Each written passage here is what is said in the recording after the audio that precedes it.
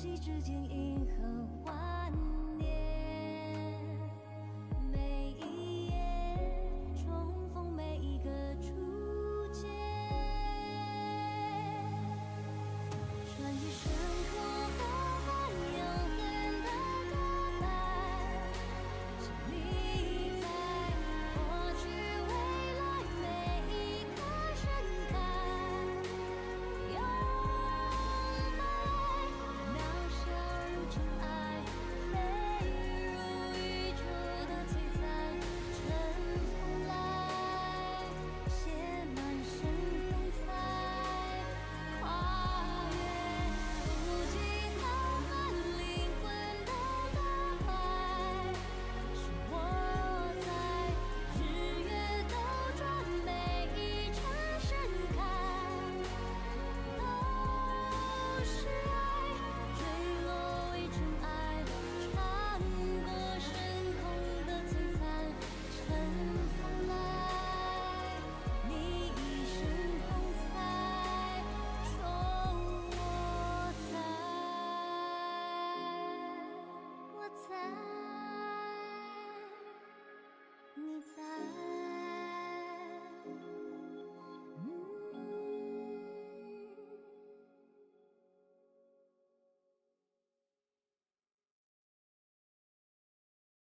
Some long for longevity before fading to dust. Some long for eternal sleep as eulogy chanted by stars. Into that serenity, their lost time forever buried. She rambled 1,000 times, a million miles searching for light. Free from the rule of death, now seems so dull. Time goes by, but memories rewind. There she prays again, back when things began. Where'd you go?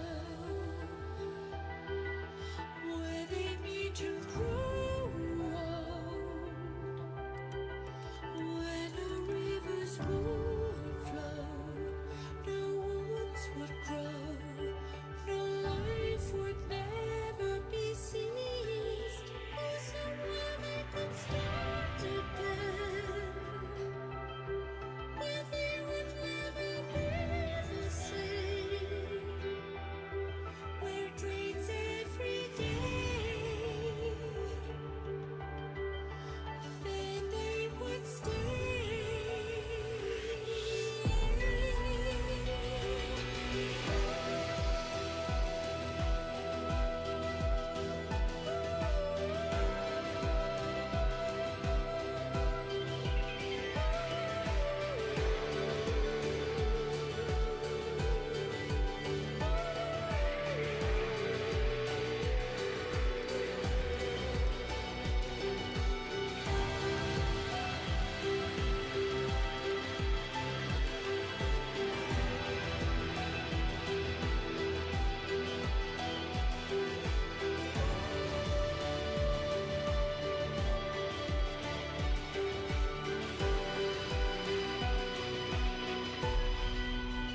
Some forsake longevity,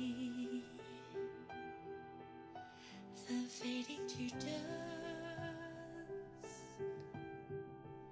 Some fall for eternal sleep, their eulogies turn into gleaming stars.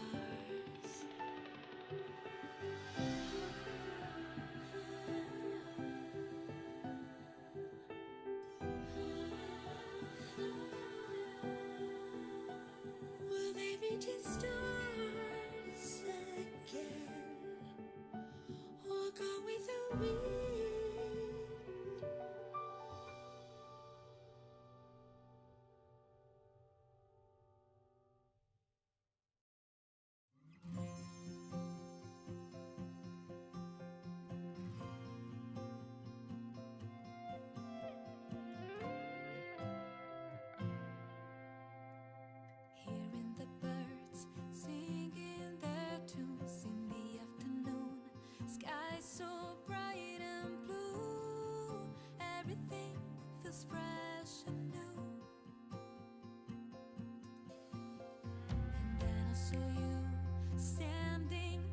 just beneath the boom.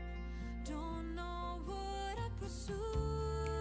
Hoping you would feel it too. Come and take my hand now. Let's figure it out. Feelings growing stronger every single day.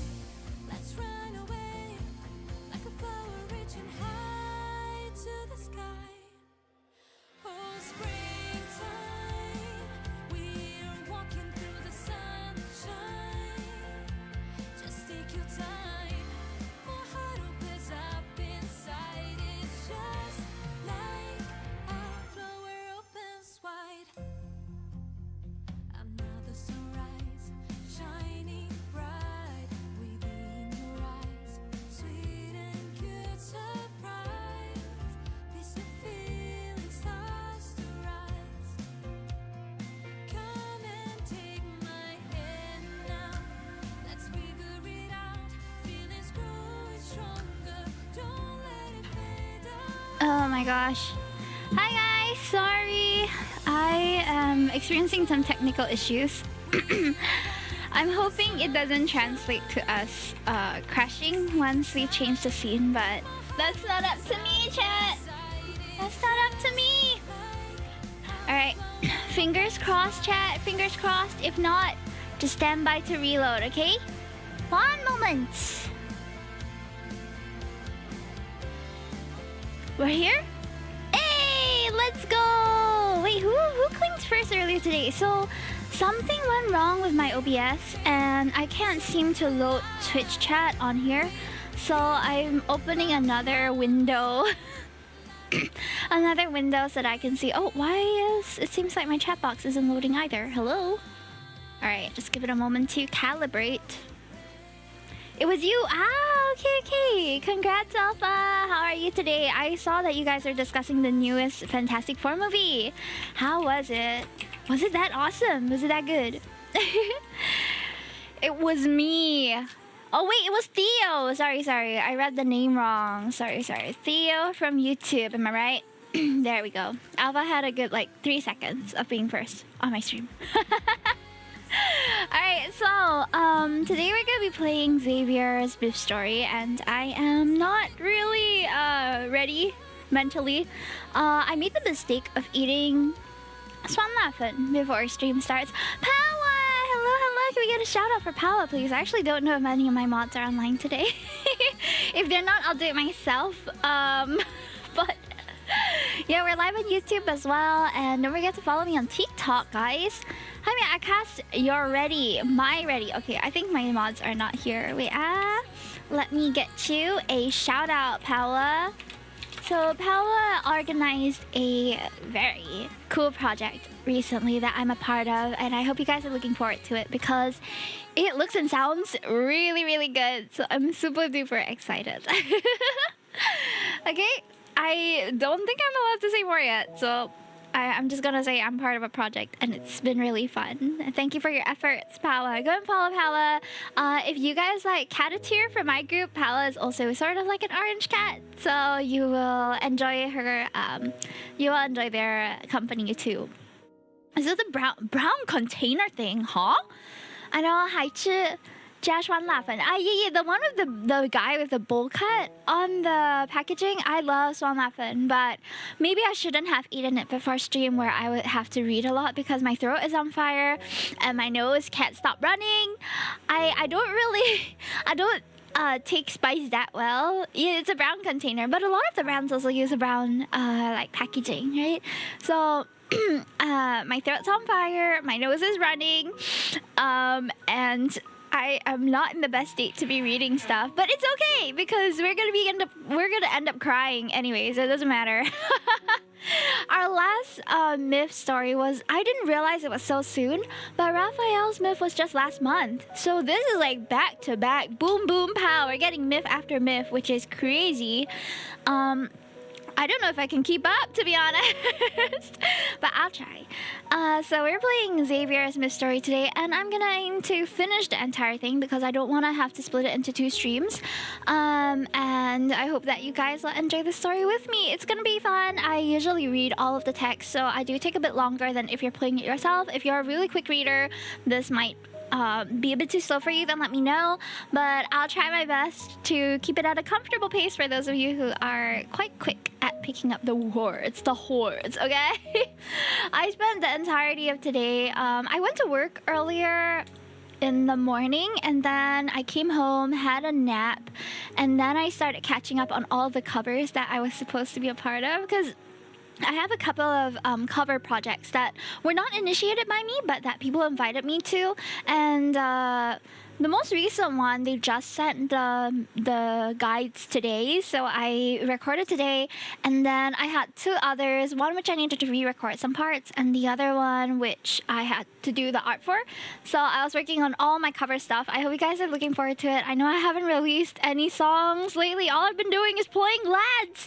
But I think that's fine too, since I am not really a singer streamer. In any case, how much to pay for an exclusive song? If that depends. So what kind of song are you talking about? Like, I think you asked me before. Depends on the song, whether I'm comfortable doing it, first of all. And then, whether, likely if you're requesting a song, then I can provide the raw vocals, but you'll have to find someone to mix it and all that, because I can't do mixing or cleaning up on my vocals yet. I haven't learned to do that. So far, I'm already struggling as it is to edit my own parts, edit my own clips.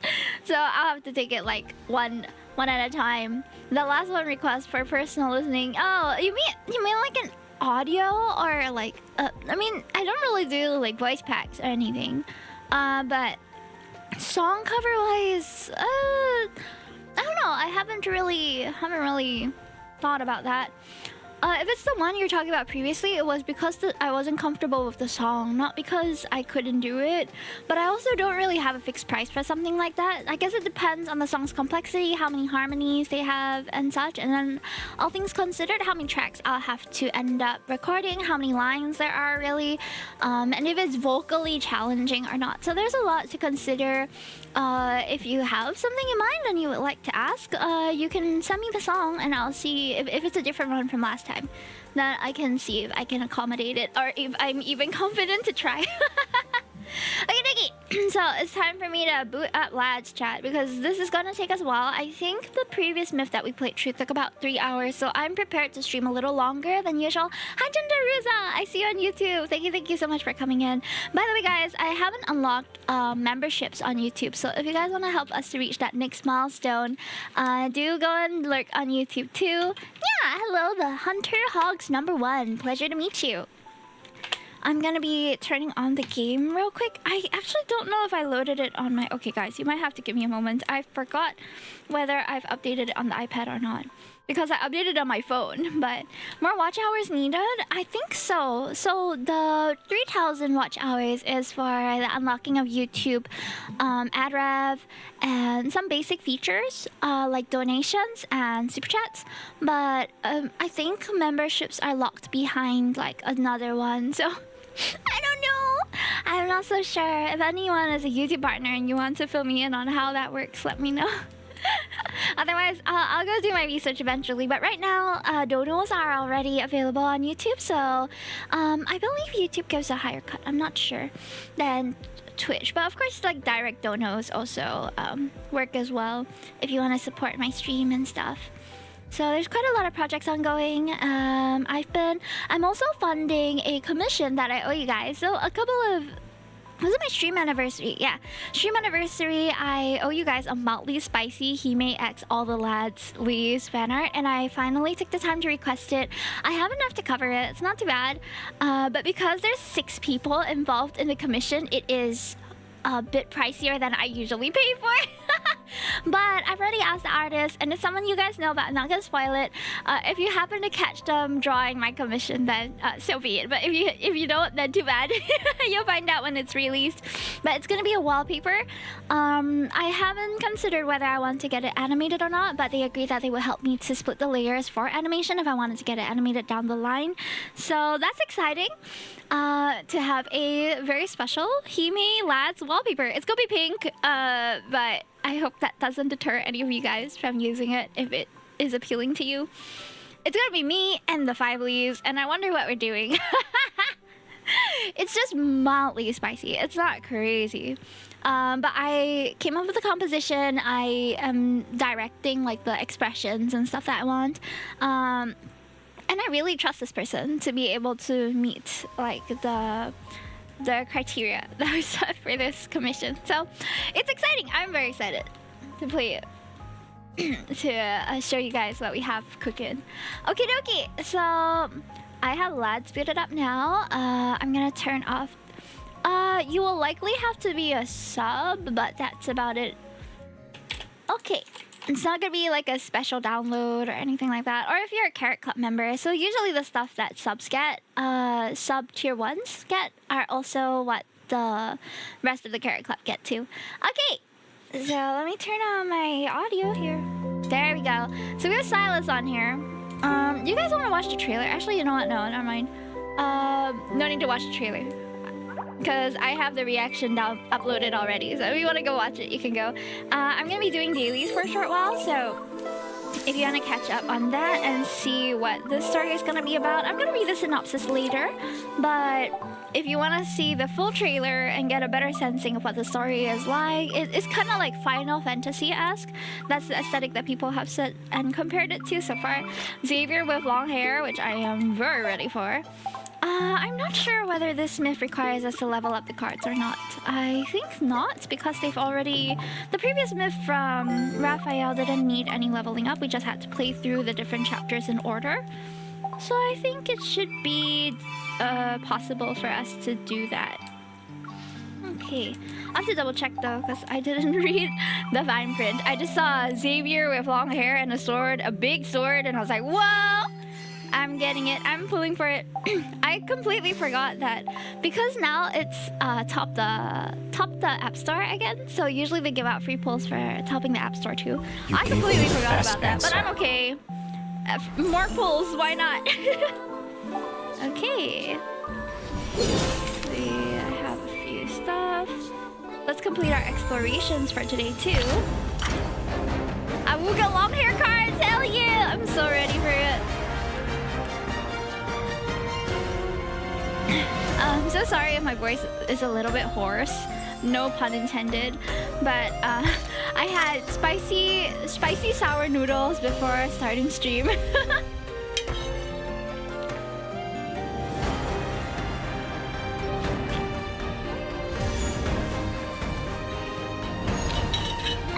What? Xavier with a big sword? Hell yeah.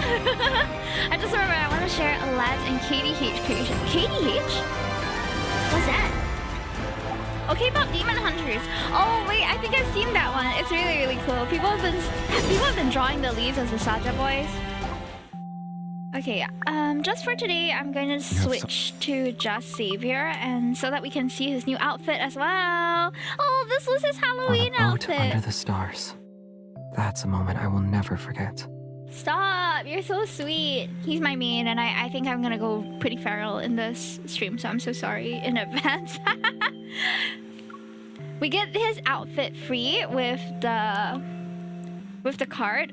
Oh my goodness, look at that. Did I have... yes, I have his traditional robe from the other one. I'm gonna put an egg on him, because why not? I think the hair is... Where's the hair under? You know what? I'll keep the tail. I will keep the tail. Oh yes, Lusterfall. And I have his mullet as well. I have all his cosmetics. Rione, hello, how are ya? Oh, he looks great. Oh my goodness, he's my Lee. Xavier, you look so cute. What do you want? I want to get a closer look at you, boy. Huh? Wrong posture. I'm out of power. Let me get charged here. Oh, Full man. energy now. Yeah, me too. And we're ready to love and depression with the new story. Time from Hoyofest. Oh, how was it? I haven't heard much about it actually. I know it's happening, but I haven't heard much news about people going there. Has it been open? Is today like the first day?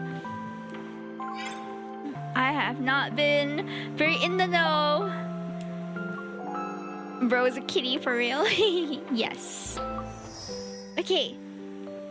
Oh, have I not played this one? Oh, what? I didn't know that this was a date card. I thought that this would be a listening card. Ooh, interesting. Well, we will get to that eventually. All right, are we ready, chat? This is Xavier's third myth, and it's called Where Stars Scatter. This is the downfall of Philos and the story of your life. He's gonna burn the world just to see us happy, and I can't wait. Let's go! Alright guys, love and impression. I'm gonna turn off the lights for more atmospheric effects. It's as if I've been in a long dream. My consciousness is an immobilized seed that's buried deep in dark soil. The space around me is compressed into an endless void. Without any reference points, it is impossible to sense the passage of time. My memories are no different from a thick fog now, yet occasionally I hear voices in the distance. They fluctuate between being near and far. There are jubilant cheers from the living and sorrowful sobs from the dead. I will find you. Xavier? Who? This voice is akin to a hallucination born from endless waiting.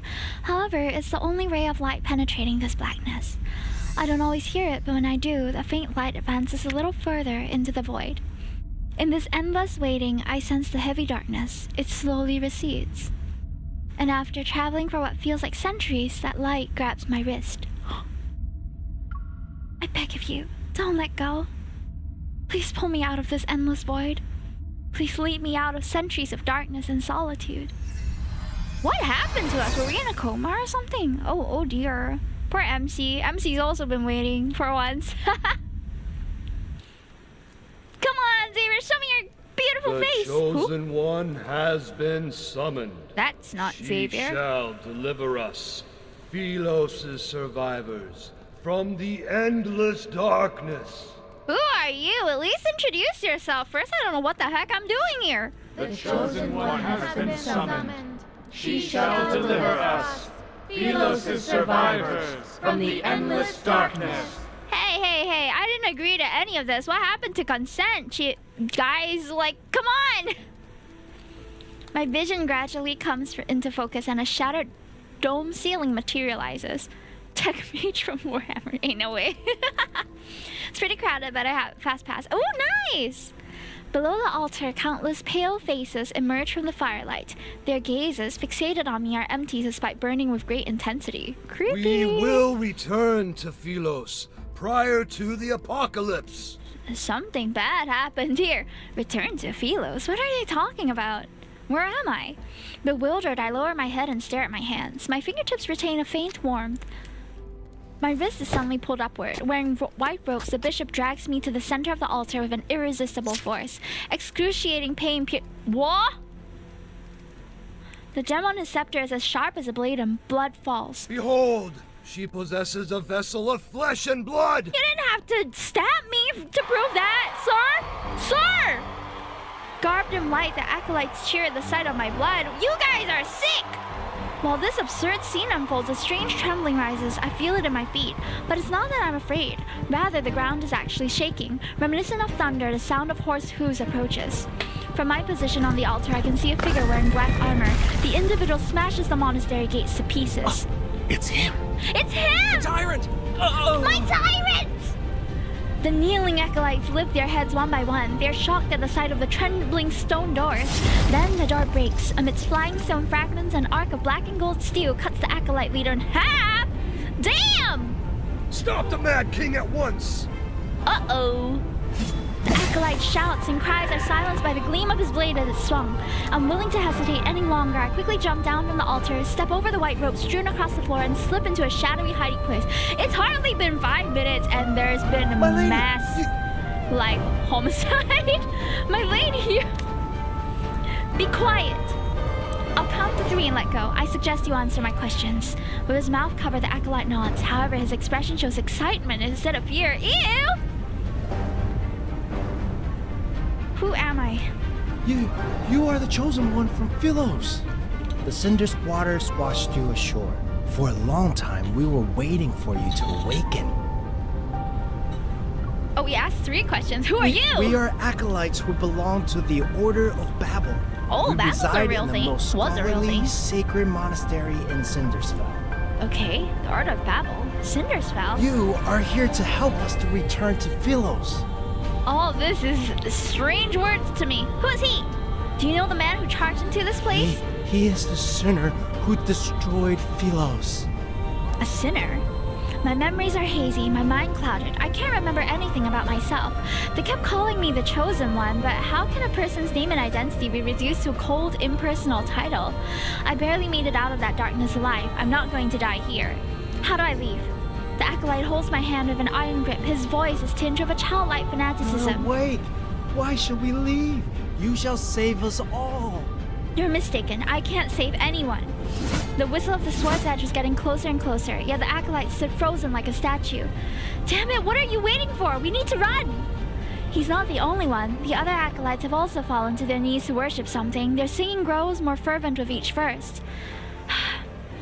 The acolyte staggers back and crashes into the brazier behind him. The flames leap and engulf his white robe. His body dissolves into swirling dust. These people, all of them are...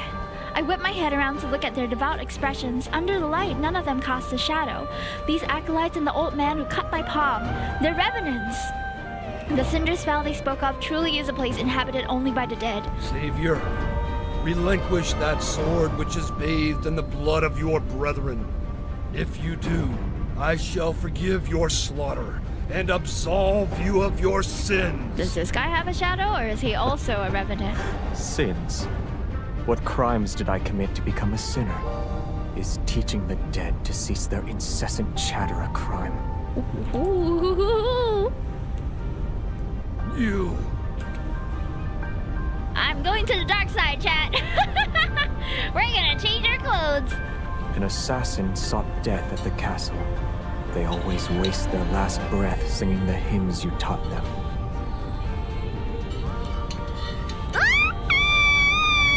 King Xavier is here, chat! Oh my goodness, he looks amazing! Wow! Using the narrow gap in front of me, I watch as the figure approaches the bishop. Philos' prophecy rings true. The Chosen One has appeared. Firelight dances as long hair cascades from underneath a man's crown. A soft, gentle glow is reflected. Oh my god, they knew we were looking at his long hair. Your life is What's a about to booty, be you snuffed. sir? Where is this so-called chosen one? I'm here! I'm here! Hello, it's me! He steps forward, his black and gold boot treading on the hem of the bishop's robe. Oh, dang! I kind of want him to step on me like that. Are they preoccupied with praying for your salvation? You, irredeemable traitor. You are... The bishop's scepter is sliced in half. He backs away until he collapses against a confessional. She shall be the harbinger of your demise. You are here to die. That is where I must correct you. I'm here to attend your funeral. He's so cool! You're wasting your energy. You cannot. Seems like it could kill him easily. Everything seemingly comes to a standstill. Then a corpse slowly settles onto the ground under the man's feet. It kicks up dust. He can rule me any day, ayo. Dindarusa, I'm a Caleb girly. Today we are all Xavier girlies. There's no choice, chat. We gotta be. You have no choice but to stand. Step on me, please. Oh my god, badge. Same. The stifled groans fade while the night wind extinguishes the last flickering flame on the altar. The man slowly lowers his blade. Surrounded by sparks and dancing cinders, he descends the long staircase. Ooh, there's a staircase! I'm stunned. My fingertips are numb. They can almost feel the reverberations from the sword's deadly swing. In the darkness, the sound of footsteps grows more distant. Is he gone? Were we hiding from him? Still tense, I wait for what seems like an eternity before I use the wall to support myself. I cautiously step out from my hiding place. I need to leave. The entire hall is deathly silent. There's only rubble and a white robe on this floor. Stone pillars have collapsed. The flame creeps along the spilt wax on the cracked floor. Ghostly lights frolic across the walls. I turn and thud. A sharp blade having been thrown past me is now embedded in the stone wall beside me. Uh-oh. The night breeze plays with his long hair, but he doesn't move. He stares at me for a long, long time. Part of me feels as if we're not meeting for the first time. I could almost believe we're reuniting after being separated for years. However, this illusion is shattered by his next move. Oop. Yes? Hello?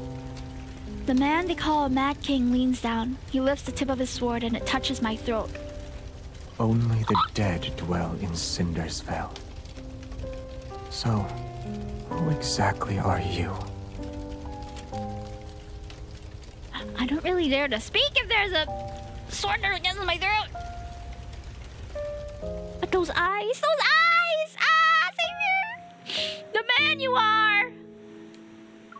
That was an exciting first chapter, wasn't it? Hi, Ruka! Welcome in! A table circulates every corner of Cinderfell. There was once a glorious kingdom called Philos. It fell during a catastrophic war. Everything perished, and a void swallowed the land. Death's shadow swept through every nook and cranny. Yet if one can find the tree of life that connects life and death, they shall be reborn. They'll be able to embark on a journey home. And the one who will be their guide and light the path is the chosen one of Philos. Is it Philos or Philos? I keep mispronouncing it. I don't even know what my country's pronunciation is.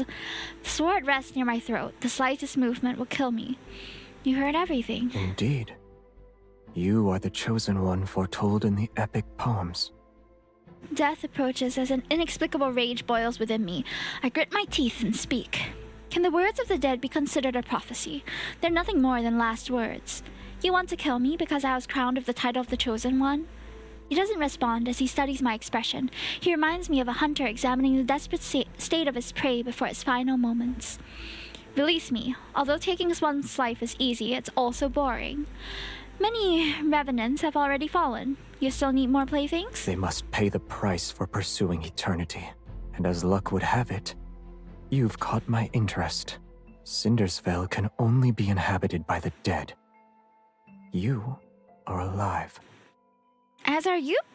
Are you not also alive? Or, I don't know. Whatever you're doing here, I'm doing here, I guess. Or we're doing each other. What?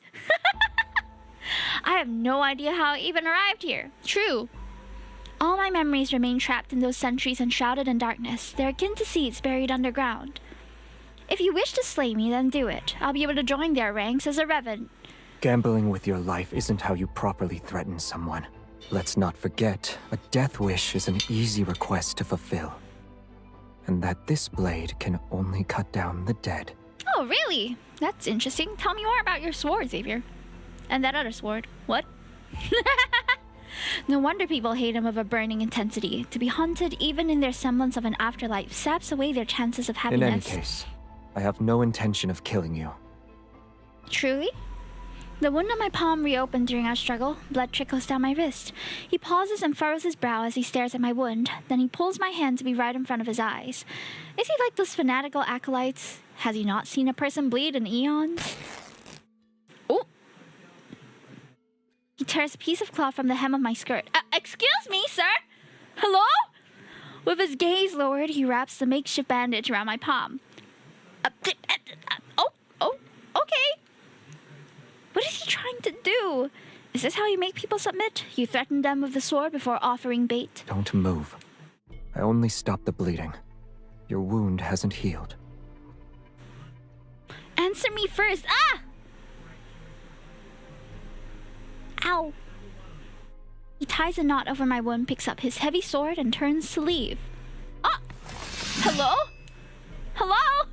My mind tumbles further into chaos. I jump down from the stone coffin and grab the corner of his cloak. Why are you changing your mind again? He turns around. A moment passes before he offers a faint smile. Perhaps I'm wondering how someone who bleeds so easily could be a savior. Excuse you? I slowly let go of him. Danger lurks in every crevice here. Stay alert. Okay. I wish you luck. Don't leave me here! I don't want to be alone in the land of the dead. What? Please take me with you, please! The sky darkens as moonlight disappears in the canopy of trees. The thick, tangled branches obscure the path ahead, but the scenery remains vivid in my memory. No matter where you are in Philos, you only need to look up to see an imposing, gloomy castle. In its opulence, it stands with solitary majesty. The moon is bright here. Who are you? I was looking at a moon like this when I died. Don't jump scare me with your old man whispering, elderly revenant. How was I slain? I can't remember. It could have happened. When he rode past us on that horse, he splashed mud all over me. Oh no, poor thing. Looking toward the source of the voices, I see 3 revenants hanging from the withered tree branches. They sway in the wind with their chatter. Who was the horseman? Can you tell me anything about him? The sinner of Philos. Did he have gorgeous long Tyrant hair? who betrayed his own people. He is the scoundrel who stopped us from returning to the land of light and eternity. Oh, unsteady, the ropes sway. The one belonging to the last revenant snaps because of how agitated he was. The corpse plunges into the swamp below. It's getting dark, and the fog. The world still feels unfamiliar to me. He's not wrong. My highest priority at the moment is finding a safe location. Where can I find such a place? The city at the foot of the mountain, of course. Oh, It's the liveliest that's place in the quite area. straightforward. The echoes of the royal capital still linger there. You must navigate okay. through the forest, the Okay, swampland, okay. and the remnants of a battlefield. Alright, forest, swampland, battlefield. Got it. Remember to Forest, gaze swampland, at the battlefield. moon. Okay. Once you reach the ferry's dock, you can cross the river. There's a ferry that I have to go on? Oh, Take a okay. silver coin with you. Oh! The old ferryman has a nasty temper. If you're not careful, Aw, he'll that's kick really you nice into the of river. them. Okay, thank you for the advice. You guys are great NPCs. I look into the distance. At the westernmost edge of this land of exiles, the monastery sits in a secluded corner on the highlands. It's far away from where the Mad King resides. To reach Cindersfeld, I need to... Oh. Sorry, Sponsorman, I don't know what you're asking. I wanted to answer you, but I wasn't sure what you were asking. No sound. There should be sound. My OBS is registering that there's sound. Oh, you mean yeah. That's strange. I think there might be a connection issue because my OBS has been bugging out lately. So it might be a problem that I can refund it to you later. I'm so sorry, chat, if I'm not as actively responding to chat. It's because I'm reading at the moment. Super chat. I don't see that there was any super chats on YouTube. To reach Cindersfeld, I need to traverse the forest and the fog at the base of the mountain. Alright, directions. Not my strong suit, but I'm sure MC will remember better than I will. The 4th moonlit night. Oh man, we've been wandering around for 4 nights. The fog thickens and envelopes the forest as the daylight dims. Everything around me becomes a hazy blur. A broken bridge and another end of the road. In the place of a crescent moon is one that wanes. It's a reflection that dances across the murky water surface like countless spectral figures. Everything that falls into the water sinks without a trace, except for the moon's reflection. I mark a tree branch to trace my path. Then I turn around and continue my trek. Thank you, Rika. I see you. In a forest clearing, knights with pikes and silver armor sit around a fire. There are knights in a place like this? They aren't moving, and their lifeless eyes gaze up upon the moon and the sky. May Philos prosper under eternity's divine gaze. Are they alive? May Philos prosper under eternity's divine gaze. strange. Silence. Do you hear that? Oh. Footsteps approach us from the southwest. Only the living can make that sound. Is the Mad King here? All the knights suddenly turn their head toward me, and the fire illuminates their faces, which are paler than their silver armor. The Mad King has not graced us with his presence. However, she carries his essence. I carry his what? In what way? Hey Draco! Hello, I'm here for Watch Street, but have fun drowning in love and depression. Thank you. Give Xavier lots of tissues at chalet, so can't stay. No problem. Have a good one, Draco. Outsider, have you pledged your loyalty to eternity itself? What? She has no answer. She's a traitor to eternity. I just said what? I didn't understand the question! The suits of armor collapse as the skeletal remains within them begin to glow with an eerie blue light. Leaping orange flames surround them. Y'all are assuming! When you assume, you make an ass out of you and me! Cold blades slice the air as howling winds erupt around them. Before I can react, they charge toward me, of course. Of course! These knights in silver armor are revenants! Oh!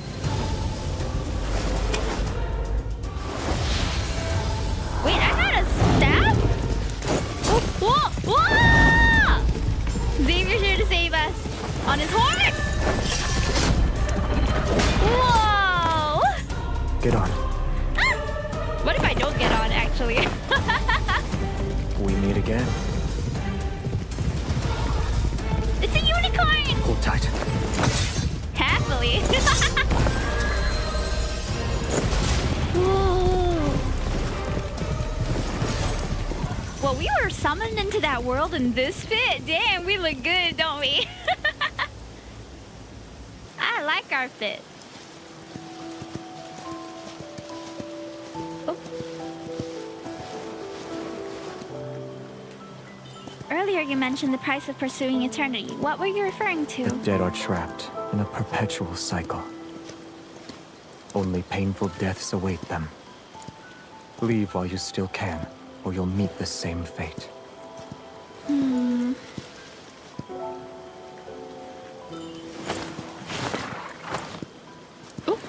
In a rush? Handhold? Didn't you tell me to leave while I still can?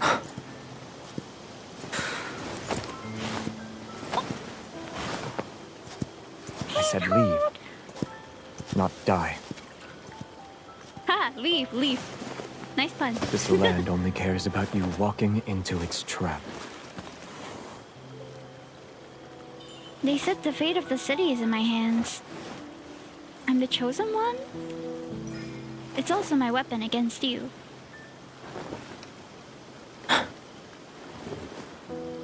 You said their fate is in your hands. Huh? However, you're still in my hands.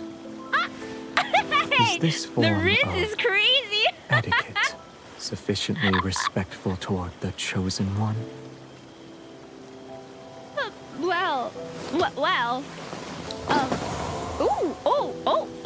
Okay, MC is even more forward than me, yes! I told yes, you this girl. place is fraught with danger. You need to be cautious.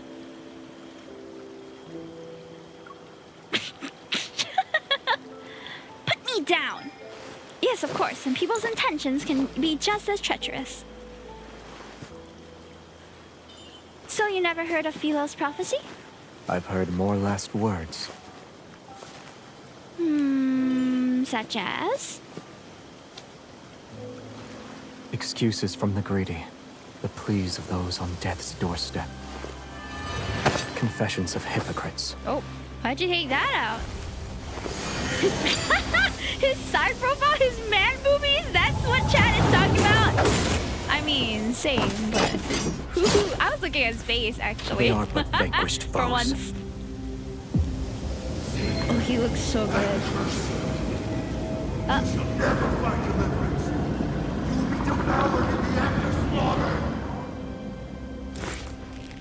Is that so? Aura farming! May your last words come to fruition. Yo! Wait, I should have taken a picture. That would have been such a nice wallpaper.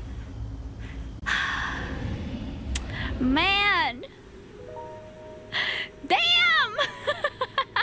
He's so handsome. I can't. With wails and curses, the last of the revenants fall to his blade. The mist disappears. Moonlight illuminates the armor and broken swords that lie scattered on the ground. They bear the ancient patterns of Philos. Were they Philos' knights in the past? If you're their king, then why... Oh, he's asleep. Just as he is in our modern-day Lincoln. Xavier is a sleepy boy. I turn around as I speak. The man suddenly loses his balance and falls towards me. The tip of the crimson sword is protruding from his left shoulder. Blood flows from his wound and the faint black mist swirls around it. Oh no!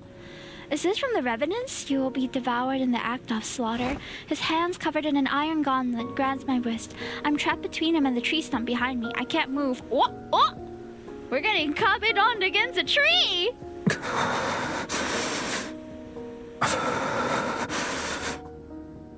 Story impotent grunting. Are you alright? When were you injured? He struggles to keep his eyes open, and although his gaze is slightly unfocused, his voice remains cold. Help me. I need to go over there. I would have done that even if you didn't give out an order. Alright, let's go. Look at this fit, chat. That is so much crazy detail. The flower motifs are so pretty. And the fact that there's a bit of silver and a bit of gold, it just looks like multi-royalty. Does that make sense? No, that's not a term. But I'm gonna call it that. He looks like he's got multiple royal... I would be one of his... I would happily continue his lineage. Okay. After gathering enough fallen leaves, I got distracted. And dry branches, I built a fire at our resting spot. In the fire's glow, his face is deathly pale. It's almost drained of color.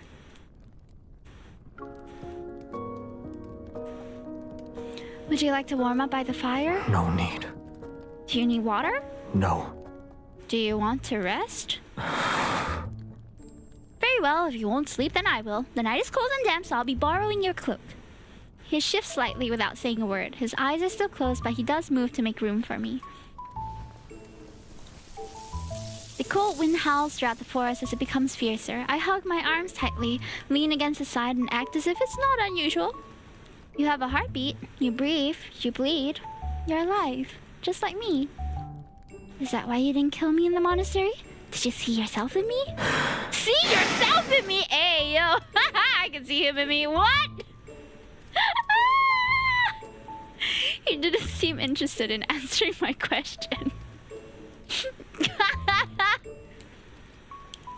During the battle, his sword was the only weapon capable of slaying the revenants. His sword can slay me, if you know what I mean. No wonder that old man with the right ropes wanted it. Everybody wants Xavier's sword, chat. While connecting the pieces of information in my mind, my gaze shifts to the sword lying half a meter away. It's a great sword that devours light.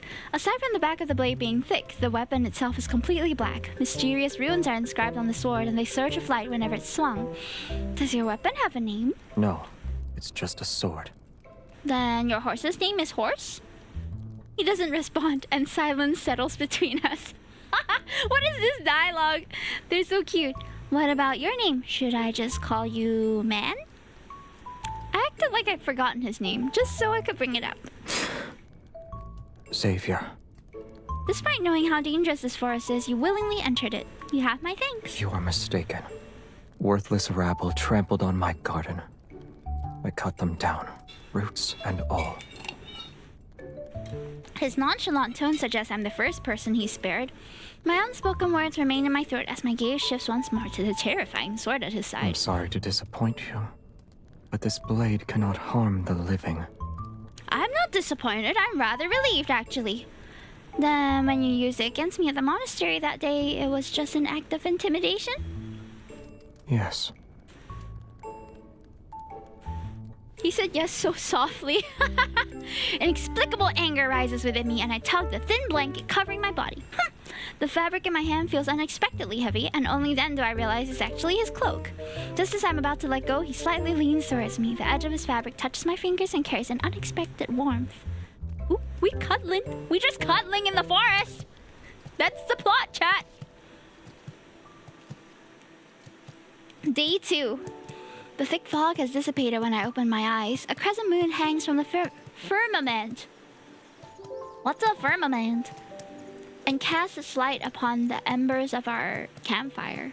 He helps me onto a spectral steed, and we traverse the forest next to the moonlit night arrives. Before the moonlit night arrives.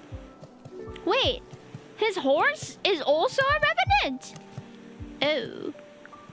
Whenever we encounter those revenant knights, they are swiftly cut down by his massive black sword.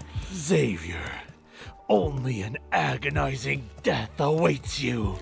He's very infamous around here. As we pass through a swamp, I see a dead tree that's half fallen. It's covered in the lingering souls of soldiers who died in battle.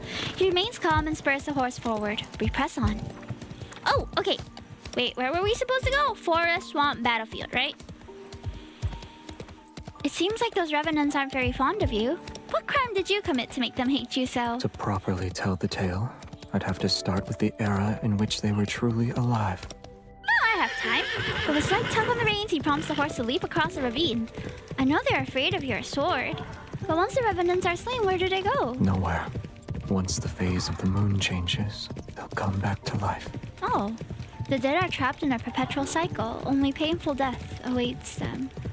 So that's what he meant. Oh, that's so sad. What? They respawn! After an unknowing amount of time passes, rain falls from the sky. The remnants of an ancient battlefield emerges in the distant horizon. Collapsed stone tombs accompany overturned coffins. Rusty swords, broken spears, and worn helmets are scattered about. The rain washes away the dirt from the tombstones to reveal the text carved into them. In a chaotic era, kingdoms fall like shooting stars. The Order of Lightseekers fought until they breathed their last breath. Countless blood-soaked battles fought with unwavering courage. Their tales live on in song, their heroic deeds forever engraved in our hearts. In the year of Philos calendar, the kingdom fell. The royal capital was destroyed and the royal bloodline was extinguished. The knights are exalted, honorable guardians. They now rest in the silence of a long night. On the day the Order ceases to exist, their names shall be carved into these historical monuments under eternity's divine gaze. Like the stars, they are distant, but never cease to shine. What are you looking at? I'm just reading. After tying the horse to a tree stump, he walks towards me. I wonder if my name might be with these knights. Why? Philos didn't meet his demise until I was gone for many years. For those who once knew me, I must have died early. If I wasn't an exiled prisoner, then someone should have remembered me. It's possible they made a memorial. Is being remembered that important to you? I'm unsure of when he had lifted his cloak to shield me from the rain. Oop. These knights fought for their country when they lived. After they died, their tombstones were used to pave roads. Being remembered isn't important, but if no one remembers you, then isn't that the same as never existing in the first place? It took him a while before he finally spoke in a calm and different tone. The rain is about to cease. We should leave. My legs are numb because I was crouching for a long time. Seeing me struggle to stand, he grabs my wrist and hoists me onto the horse. In the distance, the forest path gradually widens and becomes a road. An endless expanse of land stretches towards the horizon. And across the river is our destination, Cindersfell. I still don't really know what I'm doing here, but as long as I'm with him, I guess we're fine! Our journey, less than pleasant, all things considered, finally ends as the crescent moon disappears. A new moon rises. The ferry crossing is enshrouded in a grey mist. When we arrive, the riverside is already crowded with revenants who want to cross. The revenants from earlier said I must cross this river by boat to arrive at Cindersfell. An unexpected event occurs. The lively atmosphere at the dock disintegrates when we appear. The revenants who were talking amongst themselves fall silent and back away. They create a clear path for us. Accustomed to the situation and unfazed, I pull out a silver coronet found in an abandoned tomb. It'll pay for the fare. Xavier remains in the same spot. It's then that I realize he doesn't have a coin. Oh. 1 coin per person. No exceptions and no credit. I can take care of any revenants that try to cross without paying. Your presence alone is bad for my business. I'm not even sure I want to let you board. So, are you crossing the river or not? He gives me an expressionless glance before silently shaking his head. Wait, I'll pay for him. The ferryman's expression changes subtly as his gaze lingers on me. He presses his lips into a thin line before gesturing for me to board the ferry. The man behind me doesn't say anything as he heads for the stern. I don't even get a word of gratitude. What's with this attitude, Xavier? Well, I guess he did save our life, so this is little to nothing, right? As soon as he steps on board, however, all the revenants swarm to the stern. It starts to sink under their weight. Meanwhile, the boat where Xavier and I are standing rises. Either find a seat or get off the boat, you dead bastards. The revenants on the stone proceed to leave as if they were pardoned from execution. Only the two of us remain. In the silence, the small ferry moves across the water and disappears into the rippling moonlight. Hey Troy, welcome in. We are on chapter 2 or 3, Xavier's myth right now. I look at Xavier as he rests. He has folded his arms and his eyes are closed. You owe me half your life and now you owe me a coin. Who did she say I ought to be paid? You want to use my debts against me. I'm not asking for everlasting gratitude. I only want you to pay your dues. I clear my throat to deliver the words I prepared. I want your weapon, the sword that makes the revenants cower in fear. No. I can sense his resolve in that answer, but I expected as much. Since my first request was rejected, the chances of the second one being accepted are higher. If I can't have his weapon, I still need shelter if I'm to survive. But living with an unpredictable individual is risky. If you cannot decide before we disembark, there will be no payment. I won't allow it. Since you live in the castle on the other side, I'll meet you there when I think of my payment. He neither refuses nor accepts. It's as if he can see my innermost thoughts. Without a bond formed through hardship, this might be my only chance to request something from him. Before we part ways, let me offer you one piece of advice. Oh, we're If parting you with want him? to survive here, don't offer your kindness so easily. He closes his eyes and he refuses to respond no matter what I do. Aww. We're not a queen, we are a chosen one. Some of the dead people in this land are hoping that we'll bring them back to their homeland. And Xavier is the king who apparently betrayed his country. That's the backstory, but we're not a queen. Yet. The fog over the river gradually dissipates to reveal a towering black castle in the distance. Just as the ferry is about to reach the shore, it strikes the shoal and rocks. My body lurches to one side.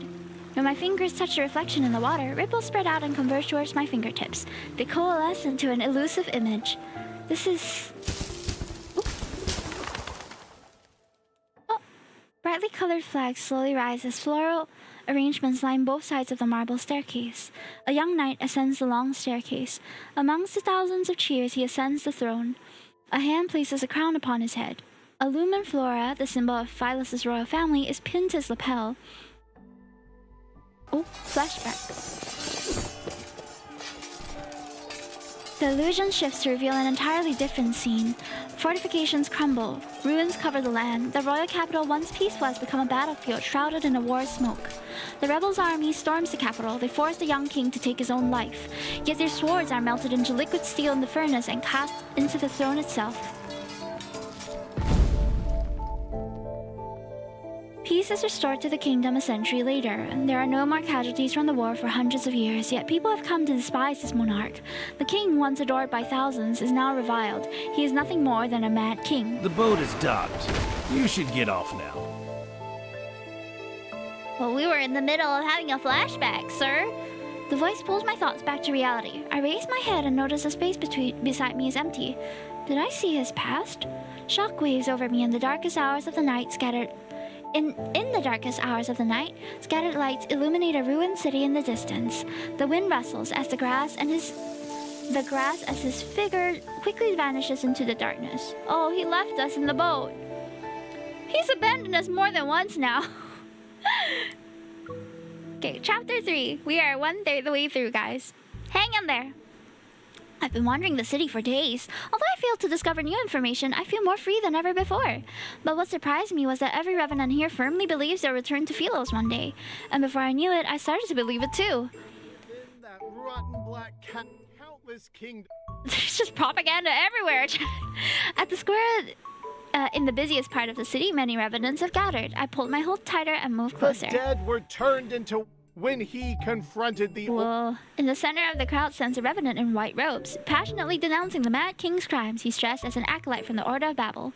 He looks familiar. Is he the acolyte who escaped that day? Will we come back to life next month? Will we come back to... No more dissenting voices rise from the crowd. The revenant's acolyte surveys the gathering before speaking with satisfaction. But the chosen one who... What? Anticipation ripples through the revenants, and some lower their heads to whisper a devout prayer. Most fix their intense gaze on the acolyte, then eagerly await his next move. Before the apocalypse descends. What is this pilgrimage ceremony in the Tree of Life they speak of? Where's the chosen one? The chosen one. A sense of foreboding stirs within me. I turn to leave as I hear excited shouts behind Over me. There! The revenant acolyte points at me, and so every revenant's gaze falls on me. Chosen one. Acting as if they've seen a goddess, the revenants run towards me. Fervent cries resound. Countless hands reach out and cut off my escape route. Jubilant, they hoist me over their heads. Wait, release me at once! That's so scary.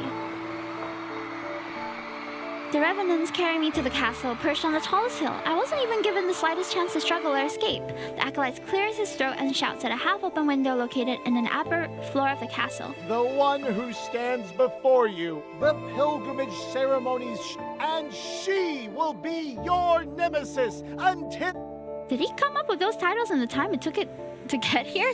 The black window frame slightly stirs and a dagger with a cold gleam is thrown down. My castle is too small for your ilk. Oh, and there will be a sea of blood if you let me handle the selection process. In the blink of an eye, the righteously indignant revenants scatter in all directions. Even the enthusiastic acolyte runs away and disappears like a smoke. A chill runs down my spine as I look up. The figure near the window meets my gaze. I see they've made their choice. Resigned, I sigh inwardly and pick up the dagger. Ding dong! I'm here, though I haven't decided what payment I'm going to give you. In the vast empty hall with a top floor, only the sound of footsteps echoes. The candle's flames sway from wrought iron chandeliers. Light and shadows interweave like spiderwebs across the cold stone walls. This is quite the interior you have, Xavier. Very spacious. It's been a long time, has it been? I don't know how many days we've been wandering the city. I stop at the foot of the throne and look up at him. You bear all their hopes and dreams, and their very faith rests upon your shoulders. How does it feel? It's not great, but I'm not here to duel with you to the death. I know what I want for that silver coin. I do? I guess I had a few days to think about it. I step forward and meet his gaze. I try my best to appear confident. Your observations are correct. These revenants are in the cage made from their own obsessions. I can't seek them, and I don't intend to try. Since I have no interest in being the chosen one, returning to Philos is my best choice. Once I'm there, I can recover my name, my memories, and myself. Xavier, I need you to help me return to Philos. Is Philos important to you? Of course, it's my homeland and the only place that I can remember. If the revenants strongly believe they can return, then perhaps a method exists. I'm no different from them if I can't remember anything.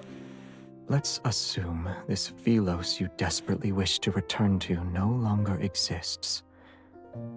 What then? Is he reminding me, or is he trying to make me give up? You have my permission to stay here. Though, we need a relationship that binds us since we'll be together for a long time. I'd like to be together with you for a long time, yes. I agree.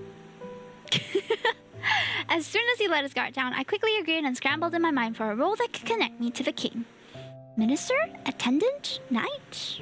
Loyal subject? In any case, I'll need time before I can give you a satisfactory answer. Hey, Quazelmath, welcome in. The figure, surrounded by countless blades on the throne behind him, simply lets out a faint laugh. Are the swords on your throne truly mementos from assassins? Do you want to leave one yourself? Our conversation hits a wall. I clench my fist before turning away with a smile. I'll just pretend I didn't hear him. La la la la la. By the way, can I have a room that has access to fresh air? I'll allow it. The title of wife is a good one. Just for your consideration. As I enter the castle, the underground gambling den begin taking bets on how the Chosen One would die. Getting thrown into a forest of evil phantoms, only to be devoured, sinking to the bottom of the cinders, or dying because of his massive blade. Why did I read it like that? These 3 deaths are ranked with different odds, but they're at the top of the list. No one believes the Mad King will let me live. If the Chosen One dies, then that means they weren't the real one. So they'll wait for another. However, if the Chosen One survives and escapes their enemy, that means... Yeah. The revenants from the land of exiles cheer. Their dreadful suffering will finally come to an end. I do want to help them, you know, just go peacefully. They sing their praises for days, and even though I chose the castle's highest room, their voices still penetrate the walls. But ever since I escaped the monastery, the arduous journey of poor sleep and traveling without proper rest has left me exhausted. Now that I have shelter, exhaustion washes over me like a tidal wave. Revenants don't need to eat, yet I'm forced to endure this hunger. That night, I carry a lit candle and slowly make my way down the winding stone staircase to reach the kitchen. He rarely eats. What a frightening person. I conduct a thorough search only to find roots and mushrooms. What are you doing? I'm hungry.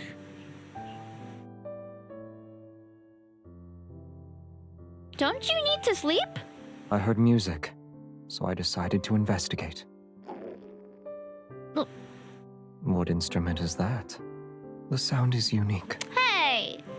It's the wailing of a hungry ghost. Ooh, are we cooking? Are we cooking, chat? 15 minutes later, he brings over a bowl of mushroom soup. It's brightly colored. This is all I have. It's alright. I'm not a picky eater. The taste is rather strange, but I've been starving for several days now. It's nothing short of a rare delicacy. Once I swallow a spoonful, my stomach begins to churn violently and the entire world seems to spin.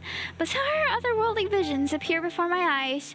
Revenants dance in the air and Xavier's black cloak suddenly transforms into a giant floating blanket. Whoa. What is going on?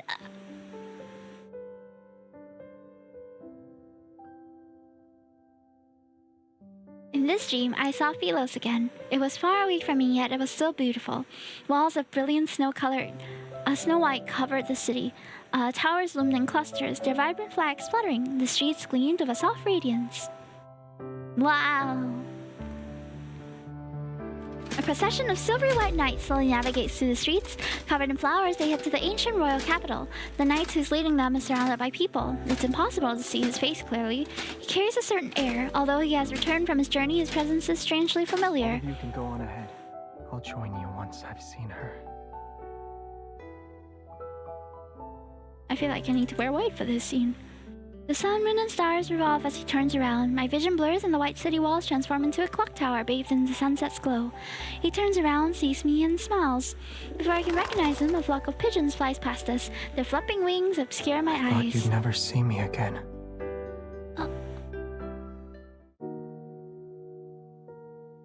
Oh. I open my eyes and I feel like I was in a very long dream. I see the hem of a black garment as it casts a graceful arc under the candlelight. Are we changing clothes? Oh, he's in my room. Hello? Why?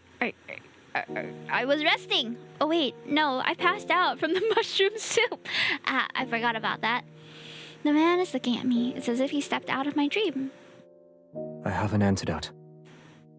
In his hand, he's holding a bowl of medicine that gives off a faintly bitter scent. Although I've returned to my senses, I'm at a loss for words. I already tasted it. Misinterpreting my thoughts, he speaks in a calm tone. I hesitate before reaching out to grab the hem of his clothes and squeeze it a few times. No, I'm not a hallucination that appeared because you were poisoned. You poisoned me with your mushroom soup, sir. He sat down at the edge of the bed, his elegant long fingers supporting the back of my neck as he brings the bowl of medicine to my lips. His pose is unmistakably intimate, yet his expression remains unchanged. His eyelashes aren't even raised once. I hear a clamor. Did something happen? It's war. There's a war happening here? In a place like this? Yes. Some of the revenants harbor obsessions from their past, waging war relentlessly. They were once your subjects, Your Majesty. Why do you make it sound like it has nothing to do with you? Listen. The loudest voices belong to those trying to find a way to rescue you. If you die here, I'm afraid my moments of peace will significantly decrease for the next month. The light flickers on his face as he picks up the bowl again. Open your mouth. The slightly bitter taste, spreads across my tongue. He gives me a sidelong glance, but he doesn't look away until he's confirmed I finish every drop. Ew! I don't like bitter. Ugh. During the days I've been bedridden, outlandish rumors have spread across the city. The Mad King has become the Chosen One's servant. The Chosen One risked her life. The Chosen One had made a great sacrifice. They misunderstood my actions from when I picked up a dagger and stormed into the castle. The Revenants are so moved by this supposed heroism that they gathered at the riverside below the castle every night to sing their praises. When he gets annoyed by their wailing cacophony, he occasionally heads out with his sword in hand. He returns quickly, and their voices disappear. I'm unsure of what happened outside. However, the shouting isn't as frequent as it was before for the past days. Since then, I've been finding a way to return to Philos, and it became my only goal. The Cinders is not a single river. It's connected to numerous tributaries of various sizes. They intertwine like a tree's root system and extend in all directions. Some of these tributaries flow into gloomy swamps or plunge into bottomless ravines. Others lead to lairs of revenant kings.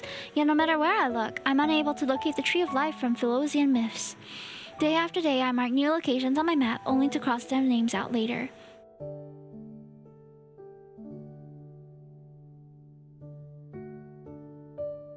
Exhausted, I climb down the castle wall. The moon has already reached its zenith.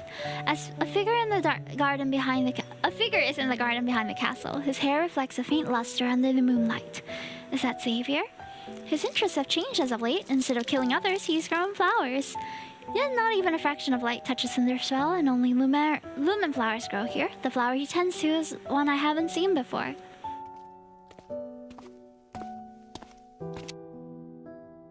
What kind of flower is that? Curious, I walk up to him. He glances at me before he continues to water the plants. One that shouldn't be able to survive here. Then why are you growing it?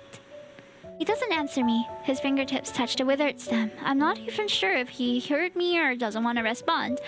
I know you have secrets. You don't need to tell me. The fact that I have secrets shouldn't be a secret. But this secret is related to a certain person, yes? I crash down beside him and push aside a cluster of leaves. The wilted leaves' veins have taken on a yellowish hue, and the light blue flower bud droops. It looks so fragile that it might snap at any moment. People typically grow flowers to remind themselves of someone, or give them as a gift. I doubt there's anyone you want to give flowers to in this city, right? There is one person. Who? He sets the watering can aside, turns to face me, and looks into my eyes. We'll talk about it when the flower blooms. I don't know if it'll ever blossom. However, I do know that someone who promised to help me hasn't kept his word. He nods thoughtfully. You created a map of the entire city. Then you walked along the tributaries large and small. You've done good deeds all the while. Tales related to your acts of kindness have spread throughout the land. I was collecting information. Wait, how did you know about all this? You rarely leave the castle. Would you say these methods of yours are effective? I'm quiet, then I shake my head. None of them are the correct method to return to Philos.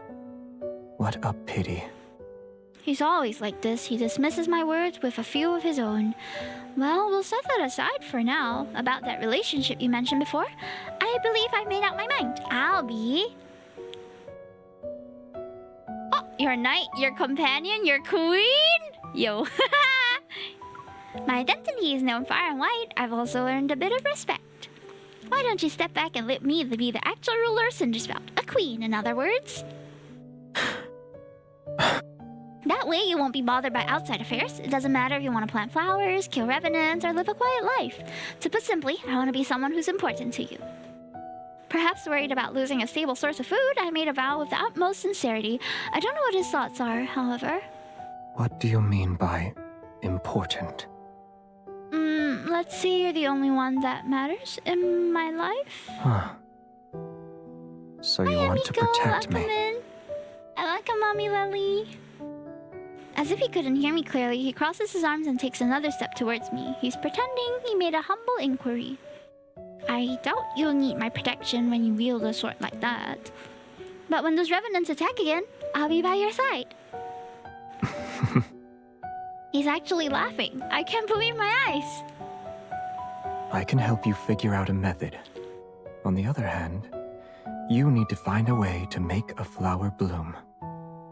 Are you sure it can still be saved? Oh no, Zane also tries to bloom his jasmine flower. I'm getting Foreseer flashbacks. After agreeing to this surprisingly simple condition, I returned to my room. After spending these days together, Xavier seemed nothing like the Mad King those acolytes talked about. But the way he took me in and promised to help just felt like an excuse. An excuse to keep me here. Could it be because of that the Chosen One rumor? With no answers for now, I sighed. Yet his smile from moments ago kept flashing through my mind. We got a little crush! The call of an hour resounds from outside the balcony. What? A shadow swoops down, drops an envelope with a wax seal, then flies away. Odd. I haven't gotten any letters for the entire time that I've stayed here. I return to my bed and open the envelope. On the letter, a stark, concise handwriting catches my eye. We would like to invite the Chosen One to our sacred monastery so she can observe the selection process for the pilgrimage ceremony tomorrow. The Order of Babel looks forward to your answer. They were the ones that wanted to kill me the moment I stepped foot in this land. Hell no! But knowing MC, she'll probably go, wouldn't she? Let's find out. Do we go back to... Yep. We do go back to where we almost died because we can't seem to stop flirting with danger. Maybe danger and death is the sixth Lee. It appears in every single myth. It appears... It's just what MC likes. Danger and death. That's the sixth Lee, guys. Each month, the monastery selects individuals to sail along the endless cinders. This is known as the pilgrimage ceremony. The revenants believe that by traveling along the cinders, one can find the tree of life that connects Cindersfell to Philos. Once more, I find myself at the monastery. Everything has been transformed. The dilapidated altar and crumbling walls have been restored by the revenants, and they're functional now. The acolyte's soft chanting echoes through the building. They carry an ineffable reverence. I pass through the noisy entrance hall and enter the courtyard. It seems the bishop has been waiting for me. You said the apocalypse is only a matter of time, and I'm the key to saving this world. Even though I know these revenants cannot truly perish, I still feel a strange sense of unease upon seeing the bishop again. If there's going to be a world-ending flood, you should be building dams. And if a war is about to break out, you should be mobilizing armies. Those are more productive options than pinning your hopes on me, your so-called chosen one. Sensing the doubt in my words, he responds with a slight smile. You think I've spouted lies Why do they believe in me? since ancient times, at the world's end? Your very... Myths are just myths. They're stories invented by the humans who lived years You ago. are correct. You have the freedom to choose your path. But the pilgrimage ceremony shall be carried out as planned. He smiles before removing the key around his neck. He places it in the palm of my hand. Memories prove one's existence, yet those who died here are trapped. If you cannot understand our faith, then I implore there's a you library. to visit the... For several days, I immersed myself in the sea of books. Although I found no records related to the pilgrimage ceremony, I learned about what happened to Philos during my absence. In the beginning, the energy needed to extend the planet's lifespan was almost depleted. Beasts called Wanderers grew increasingly violent and occupied most of the planet.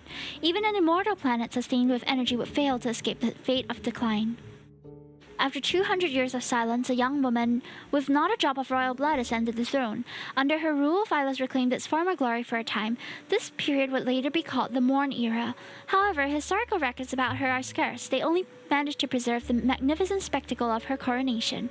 Her life and fate were seemingly erased by an invisible hand. There is nothing but a blank void. The situation in Philos grew increasingly dire as time passed.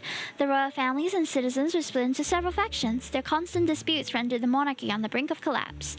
Natural disasters raged while the fires of war burned without end. The flame of chaos swept through the land and destroyed the last vestiges of the world order. The last monarch of Philos was an undefeated arbiter of judgment, yet he was the tyrant who supposedly led the kingdom to its demise. Interesting. history books. The tyrant addicted to bloodshed, the embodiment of correction, a fallen god who was devoured by darkness. This must be Xavier. In every historical record about him, the fall of Philos is almost universally blamed on that king. Yet as I carefully read through the list of crimes, I feel as if he can't be blamed for everything. What part of the text made you stop reading? Hi! Startled, I look up to find the tyrant himself. He's leaning down from the balcony above and his gaze is fixated on me. Why are you here? My only important person disappeared. Was I not supposed to look for you? Sorry, I was too immersed in the books. I noticed the young acolyte who served as an attendant has dozed off in a corner. Book in hand, I walk over to him. All these meticulously detailed accusations and atrocities, they read more like fantasy than history. He neither confirms nor denies it. He jumps down from the balcony and picks up a book. I can only imagine what expressions the acolyte would have if they saw him walking around as if he owned the monastery. According to this book, the first 200 years of your reign were referred to as the Golden Epoch. It must have been wonderful. Why did... Some matters should remain shrouded in the unknown. If you don't want to tell me, then that's that. I'll assume that all these myths about you are true, since you won't say anything. I hesitate, but my curiosity eventually gets the best of me. Tightly holding the book, I move closer to him. So, what happened to the royal capital of Philos?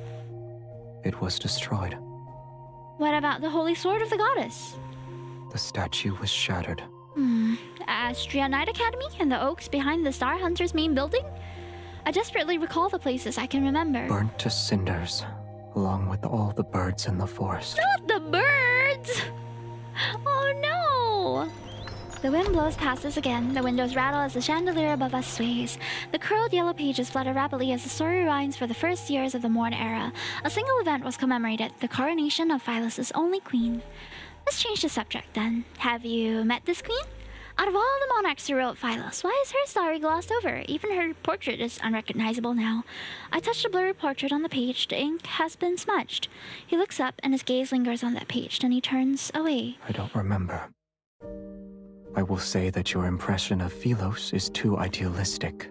But those revenants said Philos... They have no memories. And those without memories can only believe the stories told by others. Lend them your ear for too long, and you'll become just like them. But you're not telling me anything extra too. I'm already someone without any memories. That's why I want to return to Philos to find them. The revenants will be at their strongest during the full moon. Only now do I realize that he's here to take me back, even if he didn't say so directly. I see. You're worried about my safety. You said you needed to find me because of our agreement, but it's actually because of loneliness. You've lived in that castle for too long, right? The absurdity of our deal, his awkward expressions of concern, perchance it's because he's been alone and bored for years. I won't stop you from drawing your own conclusions. Good, I'll do just that then, especially when it involves matters that make you uncomfortable. You refuse to speak in them, Inari. I narrow my eyes and lean towards him. I push the book he's holding to the side. Ooh. The city of revenants have existed for over 100 years. Have you truly been alone all this time? The revenants exist in groups, and the acolytes gather together. They pray all day and all night in the monastery. I can hardly imagine what it must be like to live alone for hundreds of years, never aging, never dying. Aren't there any friendly revenants you can talk to? You want me to become close friends with them? Not all revenants are disagreeable. You're already prepared then. For what? You'll be their only goddess. And once you're no longer needed, you'll be a sinner they hate. A complex, indescribable emotion wells up inside me. I retort before I can stop myself. You always say they deserve to be trapped in their futile obsession for eternity. How are you and I any different from them? Aren't we also trapped? I'm obsessed with returning. And what about you? Obsessions are for the dead. I have none. He turns, his profile etched in moonlight, yet his features are obscured in the shadows. I can't help but feel like nothing matters to him, whether time passes or stops, whether the flowers he tends to blooms or not. He's just waiting for what? I'm not sure. An inexplicable sense of frustration and loss bubbles inside me. Never mind. Don't leave just yet. I found these books for you. He furrows his brow slightly. Still, he turns and takes them. Philosian Guide, Caring for Flowers, and How to Identify Edible Mushrooms. Seems relevant, doesn't it? I'm not sure if flowers can bloom without light. But watering them 3 times a day will definitely kill them. I've been doing my research.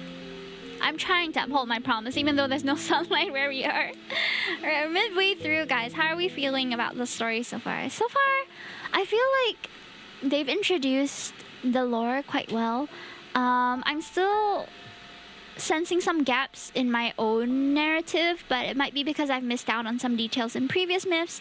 But so far, it's been piecing together quite smoothly, and I can see our relationship with Xavier is blooming, even if the flower isn't. Following the book's instructions and using the withered plants as fertilizer, the unnamed blue flower finally shows signs of vitality. It's grown taller since yesterday, and its leaves unfurl with a hale luster. Days pass. Before I know it, it's time for the pilgrimage ceremony. Outside the city walls along the riverside, over 100 tents have been set up. It's to accommodate the thousands of revenants who are here to witness the ceremony. After praying at the monastery, the pilgrims and acolytes descend along the ridge. They carry blessed lumen flora. The procession covers a long distance, singing hymns to praise Philos. They walk with carefree steps and carry lamps throughout the night. The lights in their hands form another river. They flow through the dark forest and across the swamp. The 36th moonlit night. Why do I feel happy? So 3 years, and sad. We have our faith. But faith is fragile. It's like a flower or an egg. One careless moment is all it takes to break it. Interesting analogies. What's an egg? I can't remember anymore. But it doesn't matter. What's an we'll egg? be returning I can't to remember Philos. anymore.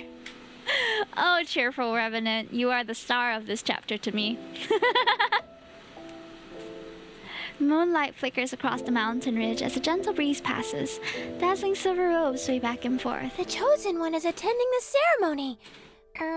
My lady, why did you bring the Mad King with you? Trying to reform him must be a tiring endeavor, no? I can fix him, trust me. I'm unaware of the new rumors that are circulating the city. I respond with a sheepish smile and lower my voice. Rest assured, he has renounced his old ways thanks to my guidance and spiritual cleansing. The young revenant's expression becomes one of astonishment and admiration. I gently tap Xavier's sleeve. He glances at me and chooses not to expose my lie. That's wonderful. May Philos prosper under eternity's divine gaze. May Philos prosper under eternity's divine gaze. Why do the revenants always say weird things? Ready to depart, I pull on Xavier's sleeve, yet he opens his mouth. What if your eternity's foundation involves sacrificing others? Nonsense! Philos is the embodiment of eternity, and everyone possesses an immortal soul. Even if some are sacrificed, they're necessary and justified. How can we fight against the emptiness of time without immortality? Assuming eternity does belong to Philos, He's then engaging in a why philosophical did you debate. and the others die? Yeah. Unable to refute his argument and intimidated by his sword, the young revenant stomps her foot and storms off. You don't have to pick a fight with the girl. Inside most of the tents set up along the river are statues of Philos' royal family from throughout the ages. They're near the witnesses who are attending the ceremony. Minky, excuse me, she's crossing. This one is surprisingly lifelike. Its face is too fierce for my liking, however. I approach it and examine the small wooden figure placed in the back. For some reason, it has a wooden stake in its chest. The last king of Philos, the man responsible for Philos' downfall. Is that Xavier? An indescribable emotion stirs. I pull out the wooden stake and place the figurine in the brightest, most prominent position in the center of the statue's base. I walk a bit further, and more revenants offer me flowers. Despite my attempts to refuse them, I eventually accept each one. Can you even carry all of these flowers? He furrows his brow but still takes the heavy bundles from me. More revenants gather by the riverside. Their singing is so loud they almost drowned out every other sound.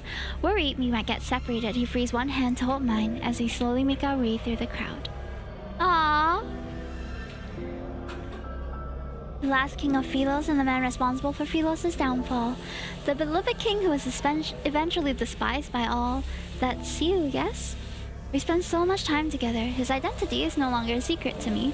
I'm more curious about the queen's story. I want to know what she did. There must be a reason why everyone is so reluctant to speak about her fate. What do you think happened to her? He looks at me. Stories about salvation and sacrifice follow the same pattern. Some perish, others are saved. Some continue living and others are forgotten. I suppose she didn't accomplish anything. That's why she was forgotten. Pilgrims pass us as they happily sing hymns about their yearning for light.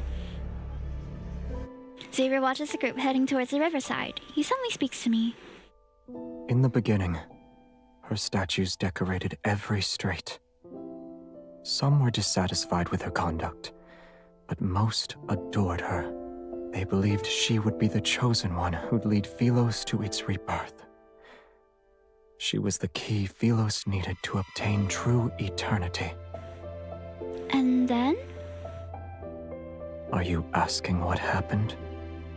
She disappeared. Oh. No one knew where she went. For 100 years, the people thought she abandoned them. Oh. For the 100 years after that, the people slowly forgot about her. Another 100 years passed. Her portraits were burned, and her statues were destroyed. They became the stones that paved the royal capital's plaza. After the king ascended the throne, normalcy returned. Yet nothing could change this planet's fate. His tone is aloof, yet tinged with scorn. Her sacrifice was nothing more than an insignificant grain in the sands of time. You're suggesting I shouldn't let my compassion push me into becoming the chosen one? I don't want to be that kind of person, though. I don't plan on saving anyone, either. What? Do you think I'm being selfish? They're already dead. Even if someone could change everything, that person wouldn't be me. You were destined to fail as the chosen one, the moment you gave them a modicum of pity. Why do I feel as if you don't have faith in me? As we talk, several small revenants who recognize me hurriedly approach. Holding the lumen flora they picked out, they ask me to help them weave flower crowns. Xavier has an expression that showed he expected this to happen. I sigh and push away the revenants. One crown each, form a line. Aww. Wait, why am I good? I'm crying a little bit. I guess it's the idea that Xavier is the same Xavier from back then, from when he was a knight to when he ascended the throne, and then thousands of years later when we're meeting him now. Whereas we were trapped. I don't know what happened when the queen disappeared, but it's nice that after so long we got to reunite, and I cannot imagine how lonely it must have been over the long time that he was on his own. So it makes me happy to see them have the chance to interact, and that makes me cry. Okay. When I look up again, Xavier is already walking away from the lights and chatter. The night wind rustles through the grass as his figure quickly vanishes into the darkness.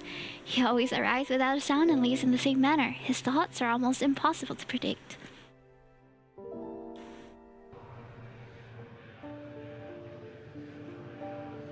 The ferryman and young king stand by the riverside. They stare at the lights and the singing revenants that the night fog had almost consumed. You keep her close. Are you afraid she'll recognize you? Or are you afraid she won't? She won't remember. It won't be long until the apocalypse arrives. After this pilgrimage ceremony, the river might grow again, and it might reach the Tree of Life. Do you want to be a witness to that? Should they find a method to return, they'll see Philos is no longer the place they imagine it to be. As the hymn reaches its climax, the boat carrying the pilgrims reach the center of the river. Amidst solitude and stillness, he turns to look at the elderly man behind him. Isn't it peaceful when there's no one to ferry? For us who desperately clung to life until the very end, being trapped here is a punishment. Yet sinners should atone for those who died unjustly. Am I mistaken? And her? What will you do when she can't continue? At long last, there is something beyond your expectations. When the time comes, I'll have already made my preparations. Seeing that he doesn't want to discuss it any further, the ferryman sighs and says nothing. Don't you owe me 6 fares now, boy? Your memory is getting worse. It's 7. Centuries have passed. Yet I've never seen anyone pay your fare except for her. Where to? I won't ask for a coin this time. His boots thread across the moss, dampened with night dew. He heads towards a bustling area of lights and voices. Nowhere. I'm waiting for someone. That's an interesting interaction. It seems to suggest that Xavier is the one who determines whether they get to stay or whether they get to leave, but it also doesn't seem that way, so I'm a bit confused. Yang Salarying, does Xavier want Hime to get a Ko-Fi or what? Well, he hasn't paid me back for the silver coin that I paid his fare for. Are you willing to cover it for him? The Revenants say that this grand ceremony is based on a ritual conducted in the past. It was how the royal family bid farewell to knights before they were sent to battle. I wonder if anyone gave Xavier flowers when he departed as a knight. I rub my sore wrist as I finish weaving the last flower crown. It's for him. He was scary. My ears perk up when he's mentioned. I walk towards the tent surrounded by Revenants. What did he ask you to carve? A small wooden figurine of the Chosen One. Huh? He only gave me a gemstone from one of his buttons. He's only pretending to obey you. He'll spend every night cursing you with that wooden figurine. Will he now? That's an exaggeration, don't you think? Strange yet restless emotions stir in my heart. I look around, but I can't see him anywhere. Songs drift from the rustling forest in the distance. As the moon rises to its apex, the pilgrimage ceremony reaches its climax. The chosen pilgrims drift downwards in small boats. They sail amidst the Revenants' cheers and songs. The Revenants remove the floral wreaths on their wrists and toss them skyward. There's a shower of light that rains down. Did he leave me behind and return already? For some reason, this scene feels strangely familiar.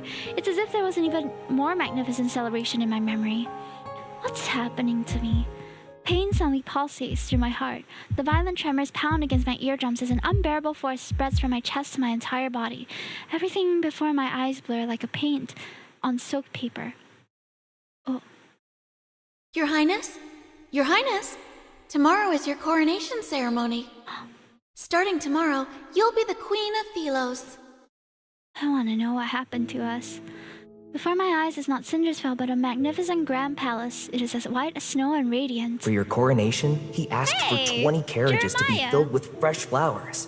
I'm telling you this in secret, so you didn't hear it from me. Thank you, Jeremiah. The children he hired lined the streets. They cheered and scattered flowers. Some stood along the roadside, others on rooftops. Is that so? In the end, the entire square turned into a sea of flowers. Did you see it? Is this my memory? Are they talking to me? Wild winds sweep through the area and toss aside the already weightless bodies of the Revenants. They tightly hold their hoods as they gather around me. It's the chosen one! My lady! Excited, expectant gazes approach me. I try to step back, but these individuals move closer. What did you just call me? The Chosen One! You shall save my lady! Voices assault me from all directions as countless hands grab at my dress, their expressions revealing an urgent zealotry. Do you remember what Philos was like? You met the pilgrims in Philos. I heard that... What are they talking about? Help me! Help me! What's Philos? Pilgrims? Who am I? Why can't I remember anything? My memories have been burned to a crisp. My mind is a blank slate, and I feel strangeness unlike anything I've ever known. Philos is about to meet its end. We beseech you, your majesty. As the ruler of Philos, you must ensure this planet survive. Yeah. The ether core within your heart can... Minky just toppled the entire bowl of my extra pieces from all of the kits that we fixed over the past few days. Oh my gosh, that's a lot of... I have to pick those up after stream. Ah! Slay her! Sacrifice her! The chosen one has exerted herself during the pilgrim. Oh, was that him saying that? The crowd parts. When I raise my head, I see an elderly man in white robes standing before me. I don't understand why he's smiling. Wary, I step back. Take her away. After he turns and walks elsewhere, a young acolyte immediately runs towards me. My lady, please return to the monastery with me. Wait! Please don't wander off! But again, I had lost my memories twice now.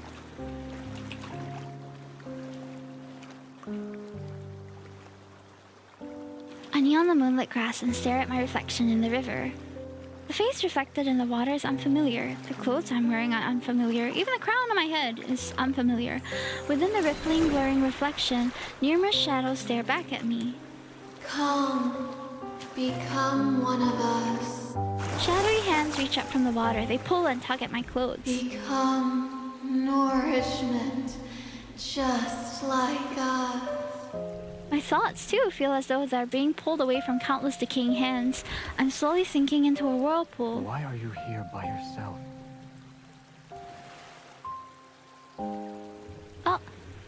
A white figure appears in the depths of the forest. In spite of the darkness, he's clothed in a soft light. Xavier? As soon as he raises his hand, I freeze. Several seconds pass before I feel a faint flutter in my throat. Why are you just staring at me? Xavier? My memories begin to stir once the first syllable of his name leaves my lips. They slowly flood my mind. This long-lost familiarity seems to transcend time and space. It compels me to run to him and hold him close. But an icy hand from the riverbed tightens its grip. I'm dragged into a bottomless darkness.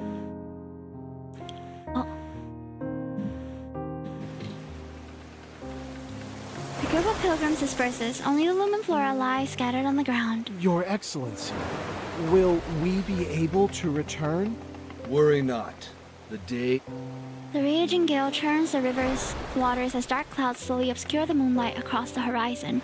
In the fog, a boat carrying revenants is swept into a whirlpool. The vessels and its passengers are swallowed. They will never resurface. What?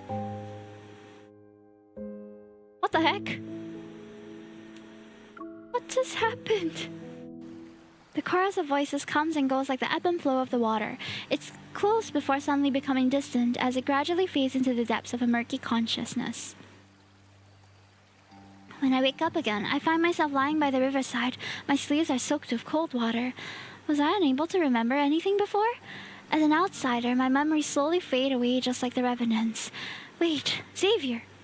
I freeze before I sit up and look around frantically. Hi Shinji, welcome in! We're in chapter 5 out of 9 of Xavier Smith right now. A lot of backstory, a lot of lore. But in essence, Xavier is a king. And we are a king. We were the queen of Philos for a time before disappearing suddenly. And then Xavier ascended the throne. And during his rule, the kingdom fell into ruin. So all of the people in Philos have sort of reincarnated in this place called Cindersfell. And it's a place where they are dead, but even if they die or are slayed in this land, they reappear after a day.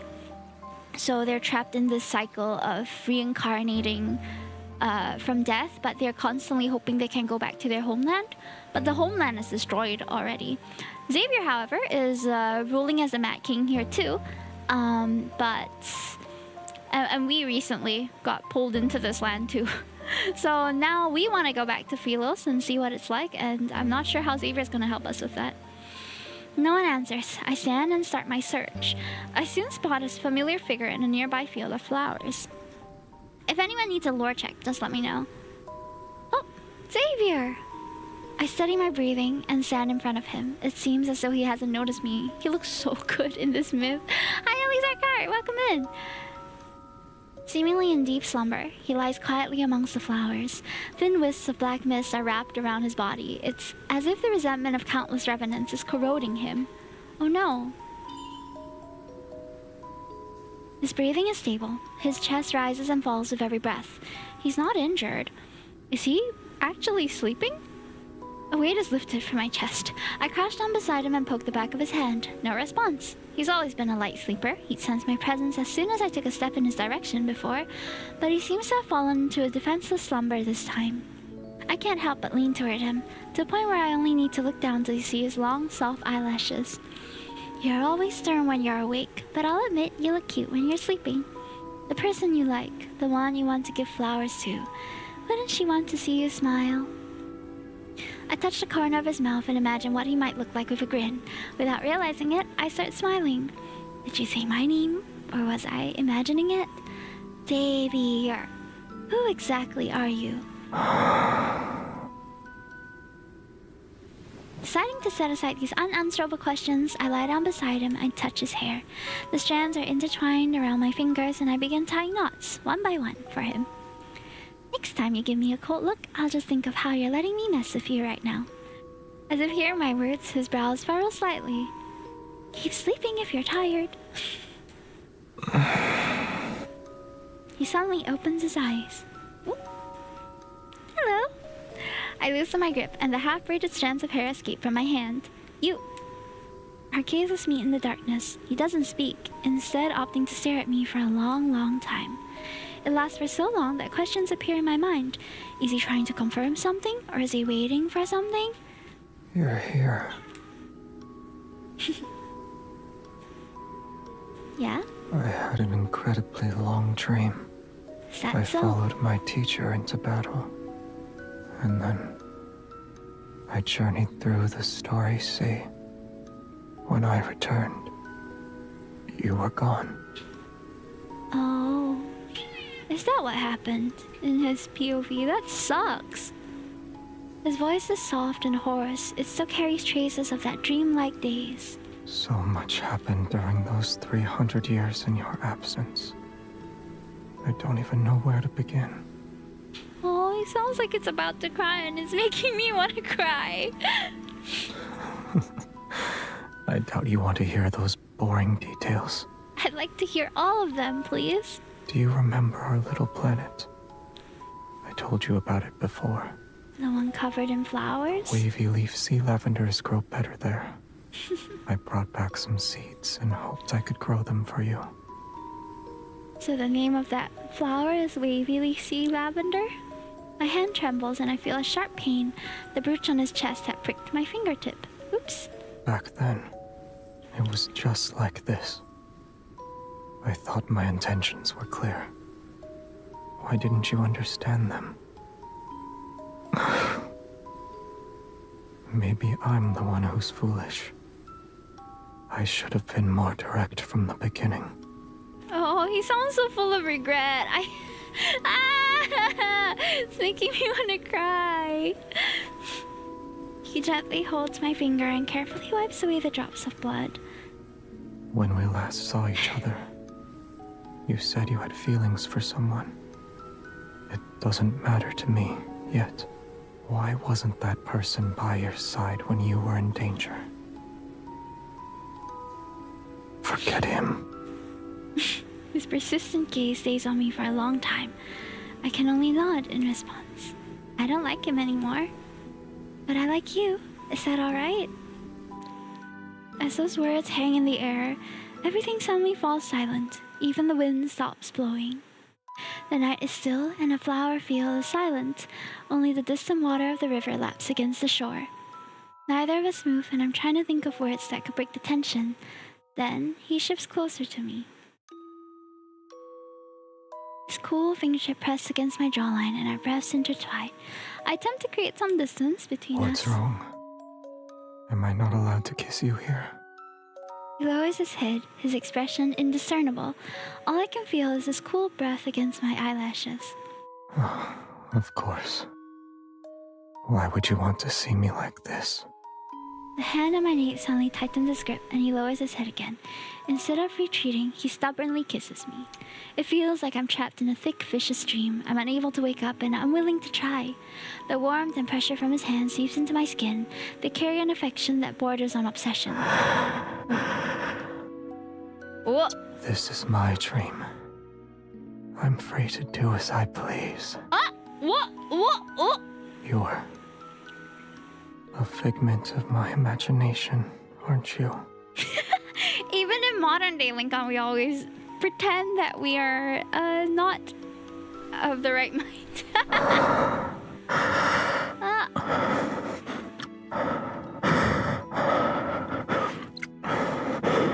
Oh, out in the flower field! As our lips touch, I grab a glimpse of the lumen flora gently swaying. The wind has begun to stir again. Oh dang! Well, okay. Out in the flower field. All right. never beating the public display allegations. The ceremony ended, and those pilgrims were never seen again. The elders in the monastery declared the ritual a success. It was an auspicious sign, since the Chosen One appeared. The revenants celebrated every night. The city was filled with statues of the Chosen One in all sizes overnight. There were also the tree bark touched by the Chosen One, the tiles the Chosen One stepped on, even the stone the Chosen One supposedly hit her head on after tripping over a branch during her arrival.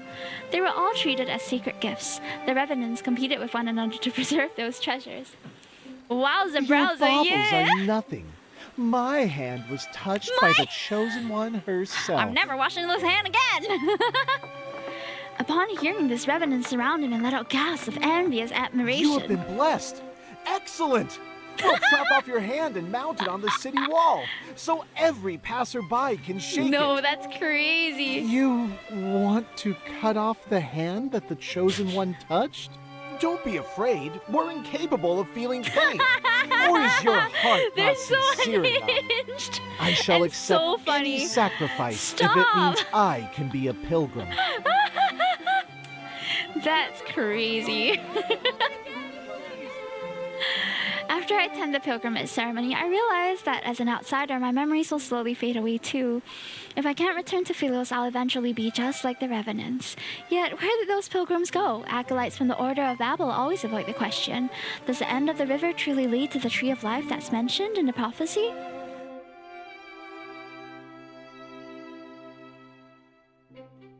Your solution is to follow in their footsteps. They say the river doesn't end. If that's the case, then what happened to those pilgrims? They didn't die, but they didn't leave either. No one has seen them since. The river silently flows as our ferry glides across the mirror like black water. A thin mist surrounds us. Minky down? Come to think of it...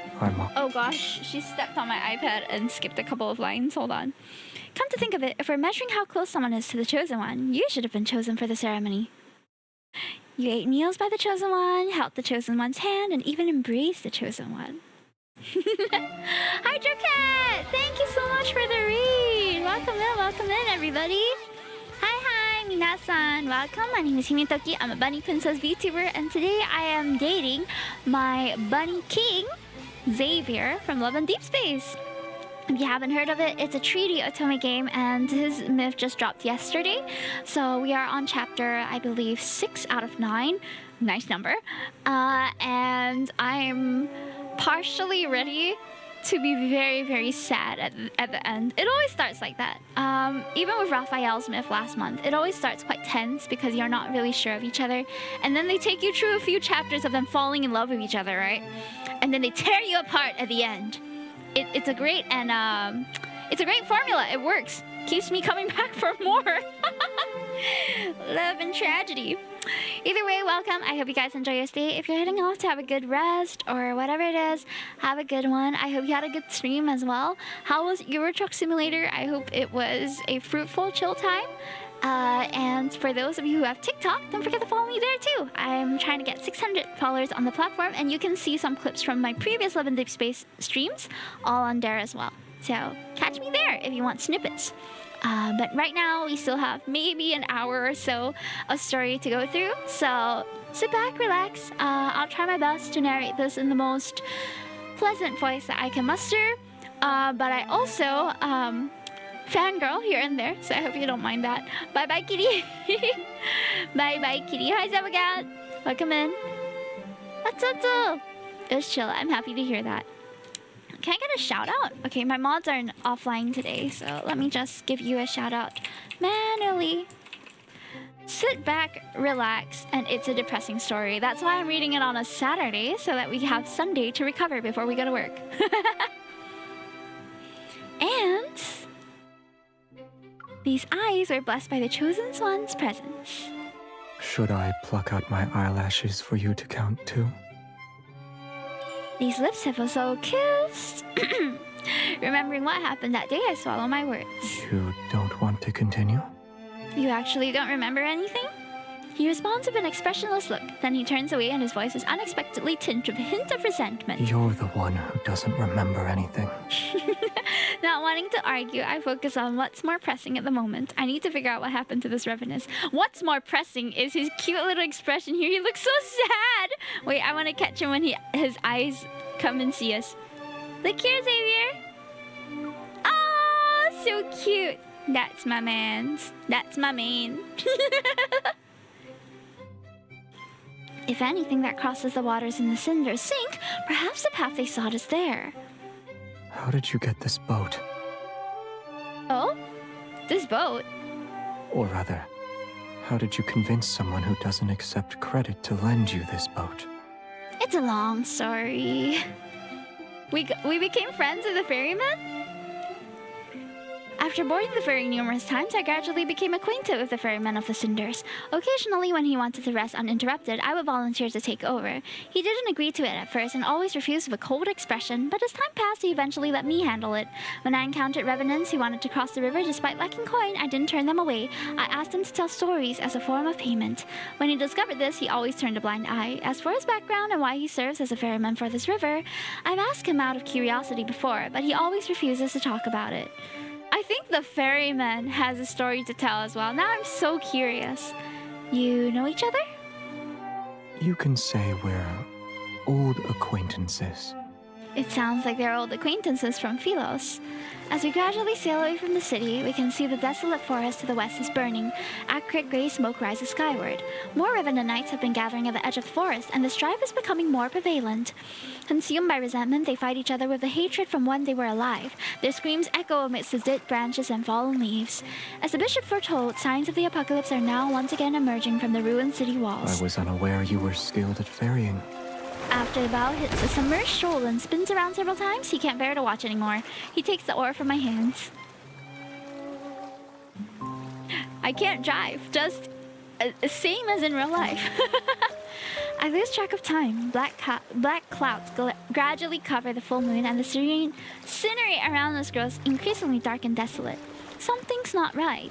The boat creaks and the river's current becomes turbulent. Startled, ravens fly in all directions. A chill creeps up from the water's surface and latches onto my skin. After passing through a dense fog, the river widens. It's as if we arrived at the boundless sea. Where are we? The waters thrash violently like an untamed beast. The looming threat of danger is palpable. I don't want this. I don't want... Join me. These voices, where are they coming from? Wait, don't fall in. Try, I know, right? Under the water's surface, countless invisible hands seem to reach out. Hatred pushes them to maliciously toss our boat back and forth. I grip the edge of the boat with all the strength I can muster. Pain pulsates through my chest without warning.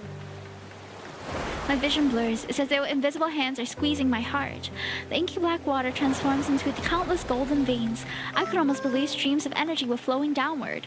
It's the honeymoon, guys! Hi, Lynn, welcome in! I feel awful. It's like my strength is being drained away. Watch out.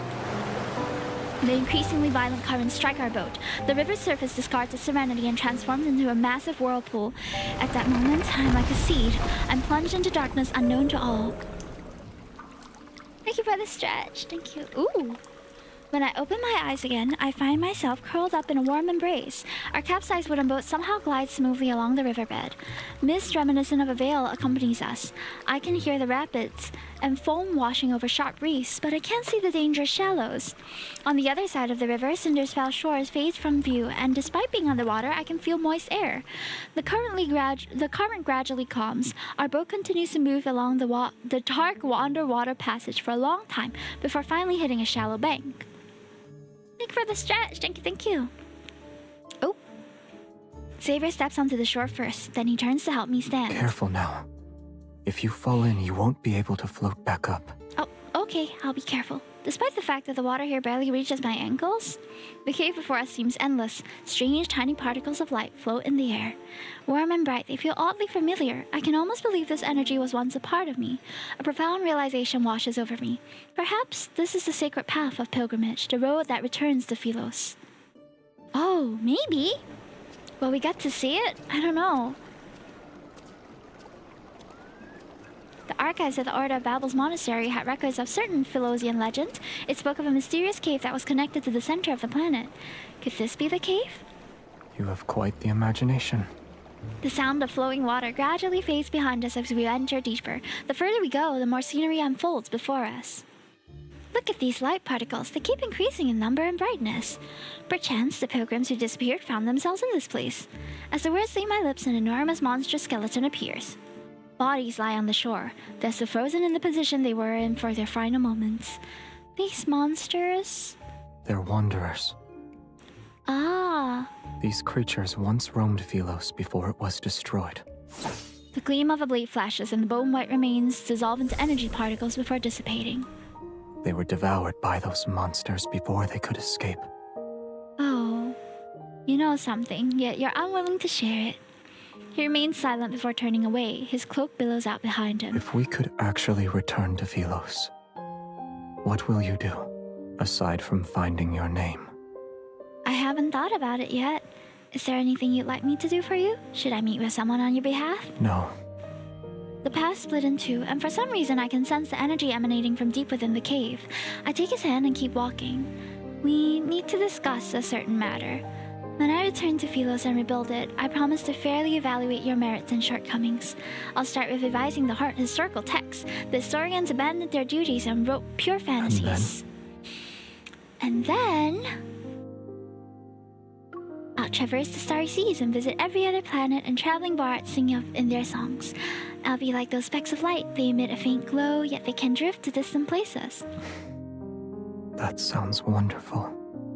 If the worst happens, as in I can't find anyone who remembers me and I'm unable to stay in Philos, staying with you would be nice. I kept those words to myself as I looked to him. It's all right. The starry cosmos has many places you could visit. Take, for example, a beautiful little planet. I hear strange clicking beneath our feet. We look down at the same time. There's a deathly pale wrist encased in crystals. Akin to veins, dark red vines are wrapped around a ribcage, and the delicate roots of eerie flowers penetrate hollow eye sockets. That's... Look over there.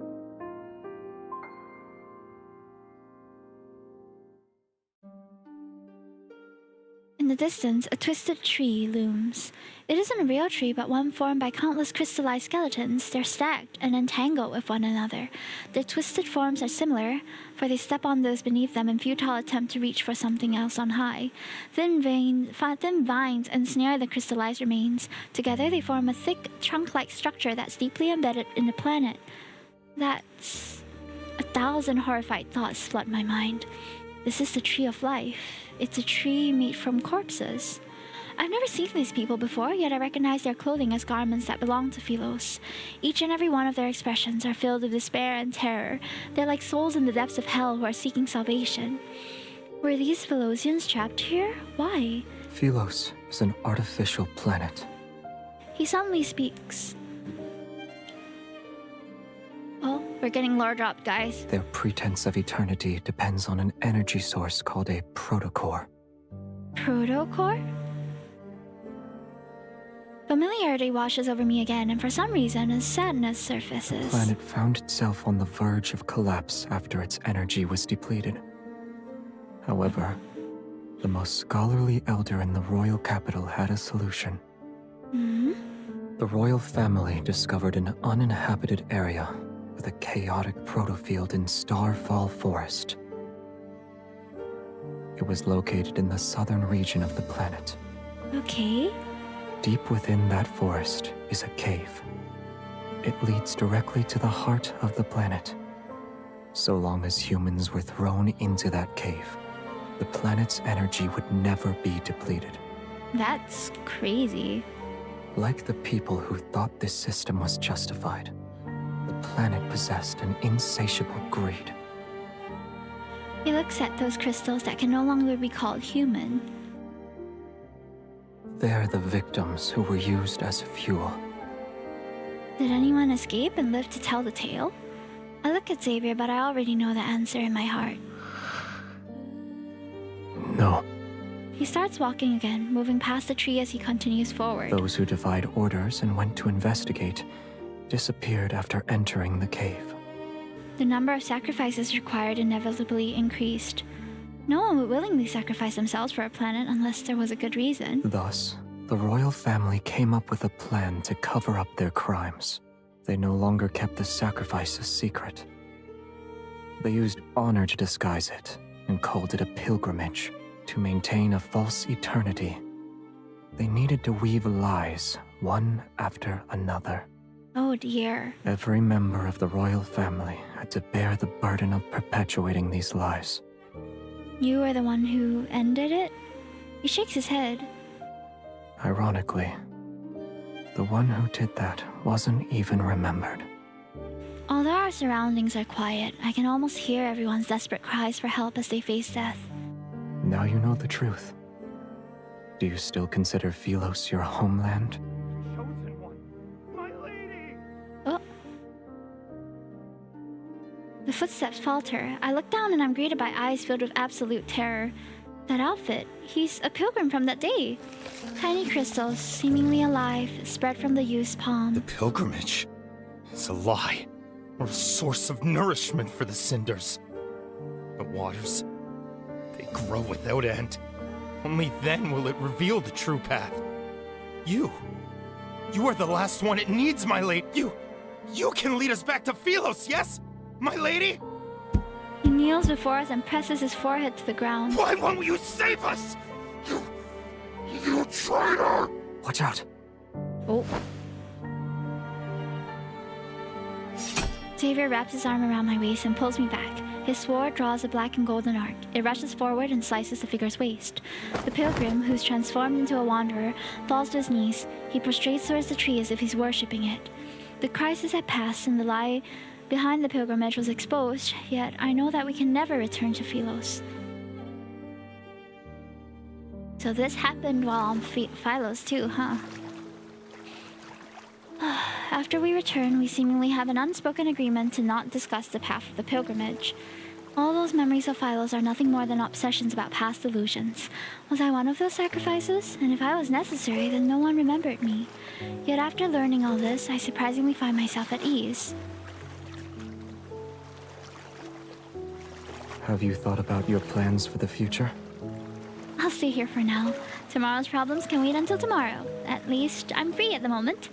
The small boat sways gently on the river's surface. For some reason, tonight's moonlight seems especially bright. Oh. Here. He grabs my wrist and places a small object in my hand. Is this a gift? Yes. It's a special protocore. A trinket from Philos. It may be a fragment, but you'll find a use for it. Are you sure it's not a small stone or pebble?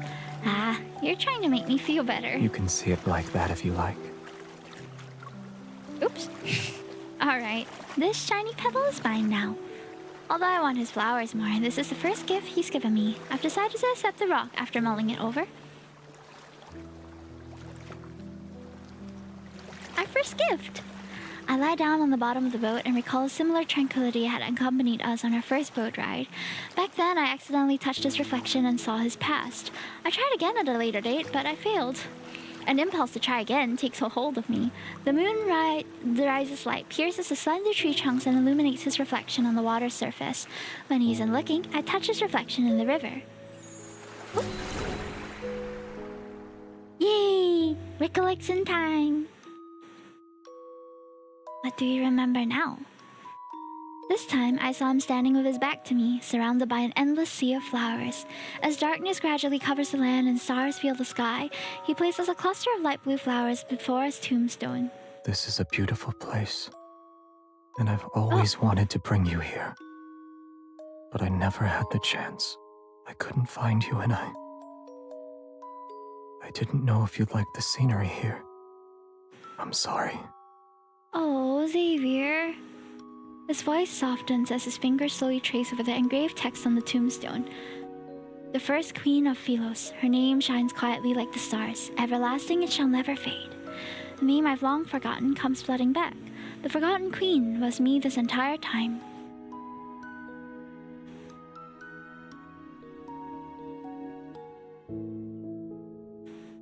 chapter 8 already. Oh man.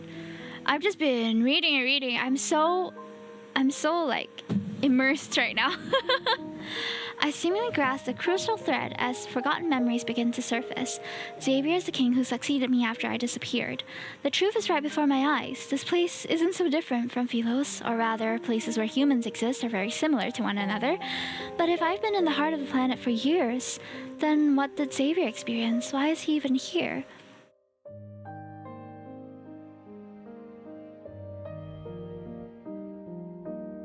Little by little, I pieced together the truth from the forgotten tombstones scattered across Cindersfeld.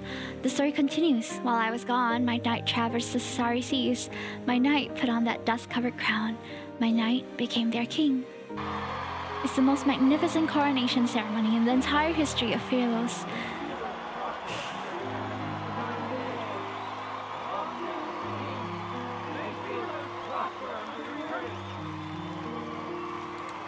His decisions and achievements sent echoes throughout the cosmos, and during the test of time they had spread far and wide. The people gathered in the square, bathed in the sun's brilliant radiance. They danced to the rhythm of drums and wind instruments until midnight.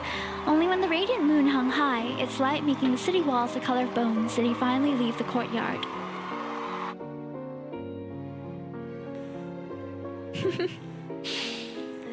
Still wearing white coronation robes, the king removed his crown. Akin to a god's merciful gaze, moonlight poured through the dome and washed over him. Did he sleep well? What happened in his dream?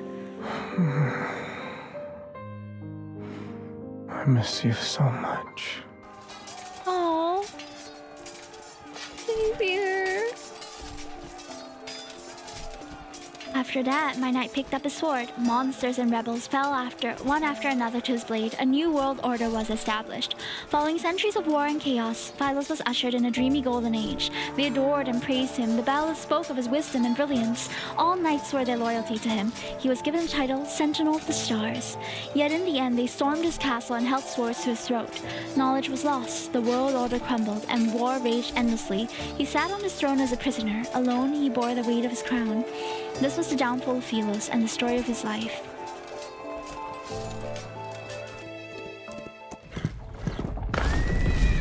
Horseshoes shatter the monastery gates for the 14th time, yet the acolytes still panic. What have you done to the river? The bishop dismisses everyone and closes the door, his ashen face displaying anger. You've discovered all our secrets. Royal blood flows through our veins. You, of all people, should... The people of Philos, whether it's in the waters of the cinders, whether it's these revenants or our... Hasn't your tongue done enough lapping? You want to kill me. The guilty must atone for their... Ooh, the tip of his sword is pressed against the bishop's throat. He steps back and looks to meet up a cold, stern gaze. Have we truly sinned?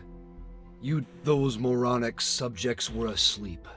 But you woke them up and told them there were no deities to look up to, and open your eyes.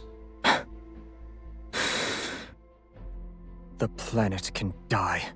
Let it all return to naught. A world that can only survive through sacrifice should have never existed in the first place.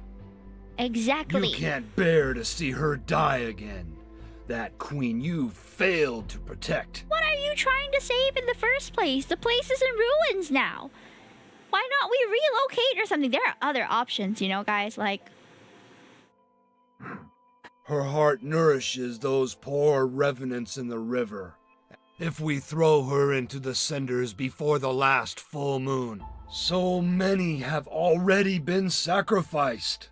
You were the crown prince of Philos. I'll let you be the king. Haven't your tongue done enough flapping? Your tired rhetoric never changes. This time, we'll find out if it's your call or mine. If you want her to live, you know the price you must pay. Ugh. Awful, awful narrative. Why must someone die just so the planet can live? Moonlight bathes the forest in a silver-gray hue. Some windows in the distant city remains brightly lit. This is the first time he stopped to listen to the Revenant's songs ever since this false world came into existence. If there is a god out there, please hear my wish. May my death not be meaningless. Should our prayers be answered, we willingly surrender our freedom to a false faith. That's crazy. That's a crazy line to sing. Damn. Night falls and the Revenant's hymns tremble with the rustling leaves. Moonlight appears dimmer compared to before. In the garden, that single wavy sea lavender remains exposed under the moon. A lot of time has passed, yet the flower still hasn't bloomed. Yes. Is it because there's no light? He nods. It needs to be somewhere with light. Is it your horse? Is your horse truly nameless? He thinks for a few seconds, and his voice is certain this time. Shadowbind. Shadowbind. I only thought of it now. It's a nice name. With a new name, Shadowbind tosses his head and neighs loudly. I try to stroke his mane. He nuzzles my palm this time. After our first horseback ride, he disappeared because he was tired. And now he's back? Do you want him to take you on another ride along the riverside? Only if you're with me. I accept his offer, and so we leave the castle. With moonlight as our guide, Shadowbind brings us down the mountain. Horse ride! Let's go! The castle and mountains disappear behind us. Wind races through our hair and dry branches sweep past our ears. We ride past burial grounds and abandoned cities. Fireflies sparkle between blades of grass and the frostwhite mountain paths wind beneath us under the moon. Shackles, boundaries, cities, and fate itself are left behind in this rush of wind. We race into the night as it deepens and charges towards the boundless horizon. We love the escape scene. We do. In every myth, there's a portion where they just leave all the stresses of the world and be in a world of their own. It's tried and tested formula, and it's like, yeah, let's give you a break before we break your heart. We pull Shadowbind's reins as the moon rises. We sit side by side in a field of flowers near the riverside. I tear blades of grass into pieces to drop them into the water one by one. Some sink and others are blown away by the wind. When he notices I've entangled the ends of his hair around the flower stem, he doesn't get angry. He slowly untangles it instead. A moment later, he plucks a blade of grass and tickles my cheek with it, as if to punish me. Time passes. He takes my wrist and puts a small bracelet woven with lumen flora on it. Blooming Boba, hello! Nice to see you! We are on chapter 8 of Xavier's myth right now. If you're avoiding spoilers, please go ahead and have a good one. Thank you so much for coming and collecting your chilling, not chatting, and buddy biscuits. It's tight. Are you afraid I'll get lost? Bye-bye! The mountain wind is cold. The stream's water and moonlight spread out to create a silvery gray glow that rests on his shoulders. Oh. My eyes are half closed when I rest my head on his lap. It's so comfortable that I almost fall asleep. Who were you planning to give that flower to? You. I froze for a second. I hadn't told him my memories were coming back, but a thought started to form. Maybe Xavier had known who I was all along. But I didn't know why he kept it from me, or what he'd really been through after I left. The past was like those rusted swords hidden in the flowers, left behind and forgotten. I remember the sword he once wielded that was reminiscent of the moonlight. It's just like him. Do you know how to use a certain kind of sword, Xavier? Why do you ask? Oh, zoom out. I grabbed 2 rusty swords from the grass and tossed one to him. It's nothing. I realize we haven't even sparred once. Fight him! Fight him! Using identical swords makes our duel fair. All right. Please overpower me. That'd be so hot. Your strikes are too slow. Yet I still managed to block your attack. 10th move, 20th move. Those techniques are all too familiar. He extends his finger, slides his hand down along my blade, and strikes my wrist. Whoa! A tingling numbness shoots through my wrist, and I almost drop my sword. You're so good at sword fighting. Stay focused when you spar. How to stay focused when he's so handsome? How? I'm enjoying this way too much. 21st, Taught 25th. you that. We used to spar when we were in the Knights Academy together. He's distracted. Hiya! His sword spins through the air after being knocked away. I pressed the advantage and rushed forward and ran my shoulder into him. Grass scatters and fireflies swirl into chaotic spirals of light as he stumbles. Unexpectedly, he falls onto a flower bed. The tip of my sword pierces the soil near his face. The duel ends with me as the victor. I suppose the prophecy was correct, Xavier. I truly am destined to defeat you. A deal's a deal. The city is now under my control. Instead of struggling, he calmly tilts his head to the side and places his palm over my sword hand. I remember you saying you'd stand by my side. If that's the case, then our swords should be pointing in the same direction. Battle reference! Yes! Well... You still haven't told me who taught you that move. Dissatisfied with my evasive answer, he brings that up again. I don't know. If you've never seen it before, then I can only guess it's unrelated to you. He raises his hand and his fingertips almost touch the blade. He turns his wrist. Before I can react, he flips our positions. Holding my wrist, he Oh! It's time, Jet. Oh! Xavier, our duel already ended. You didn't say we should stop, so it wasn't over yet. We didn't say stop, chat. It's true. He's right. Don't stop, please. Keep going. Instead of backing away, he leans in. His nose almost brushes against my face. I taught you that move.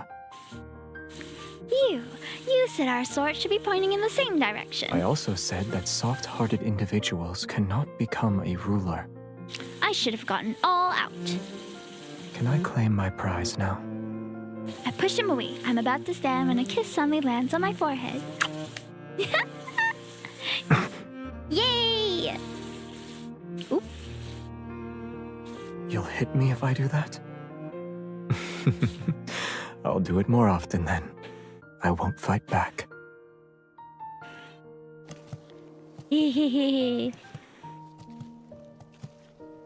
On the way back, he carried me on his back in silence, his figure seeming to hold up the entire night around us. He's willing to tell me stories about his past this time. So, how wonderful was this forgotten queen? Very. Maybe you're the only one who thinks so. Many of Philos' myths and stories exist because of her. Is that so? She issued an order that forbade anyone from entering that man-eating forest. Mm-hmm. She offended the entire Council of Elders. Sacrificing yourself is a simple matter. Bearing condemnation while walking into darkness is not. Perhaps the Mad King who's condemned by all is the person who can save Philos after all. Remembering the rumors I heard from those little revenants, I gently tapped him on the shoulder. A book said he refused every marriage proposal sent his way. Is that true? What do you think? Holding back a smile, I ran my finger through his hair. I messed it up slowly before combing my fingers through it to make it neat again. If this tree of life doesn't exist, will all of us be unable to return? I catch a glimpse of fleeting sadness in his eyes this time. If everything must fade away, then I wish I could stay in this moment forever.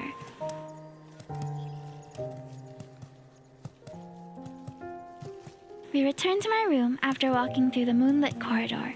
The firelight gradually dims, its last embers casting a gentle glow on his peaceful expression. Oh, are we in the same room right now? Are we spending the night?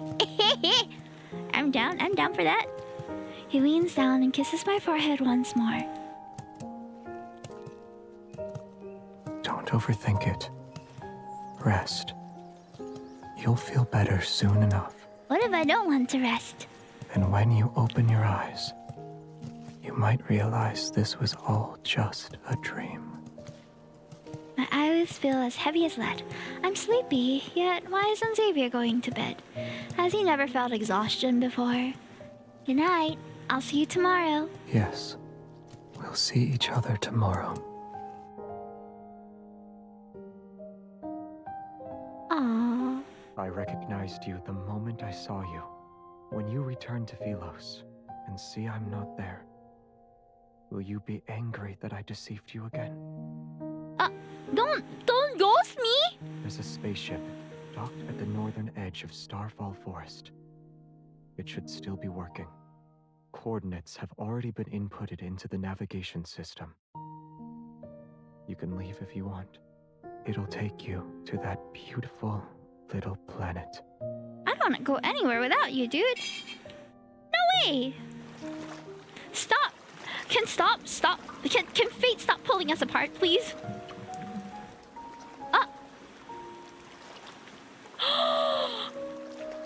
He did ghost us. What the hell?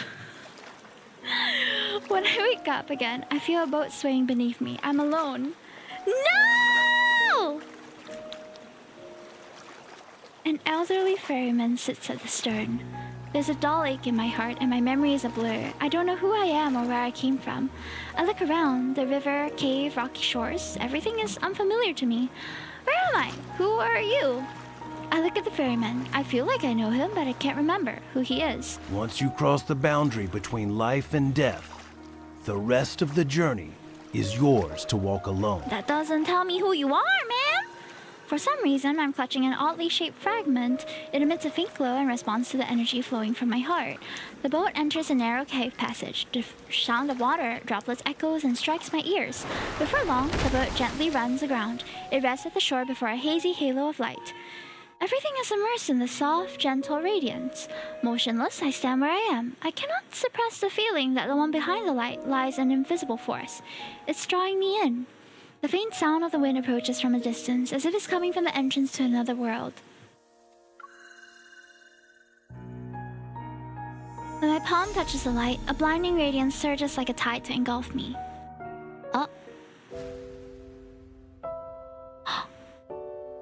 When I open my eyes again, I find myself in an unknown place. There's no sky above and no earth under me. The world floats in a sea of consciousness. The air is moist and seemingly flowing with life. I can almost believe I'm positioned at the end of a circulatory system that's making its way back around.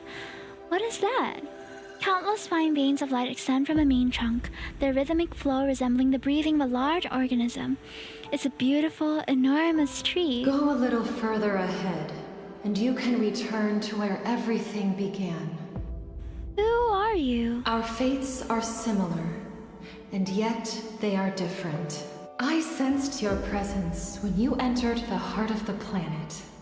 The heart of the planet? I feel like I know that place very well. You must be feeling very confused right now.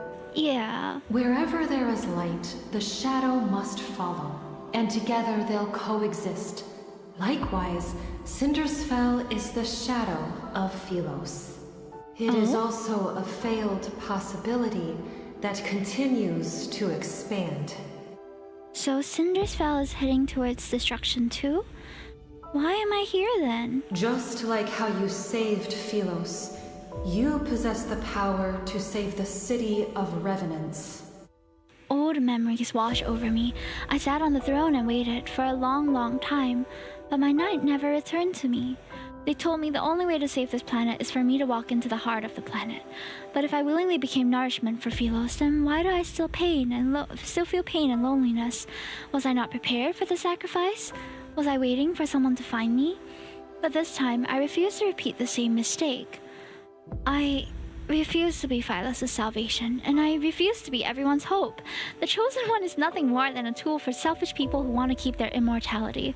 Be it in Philos or the city of Revenants, it's all the same. You are correct.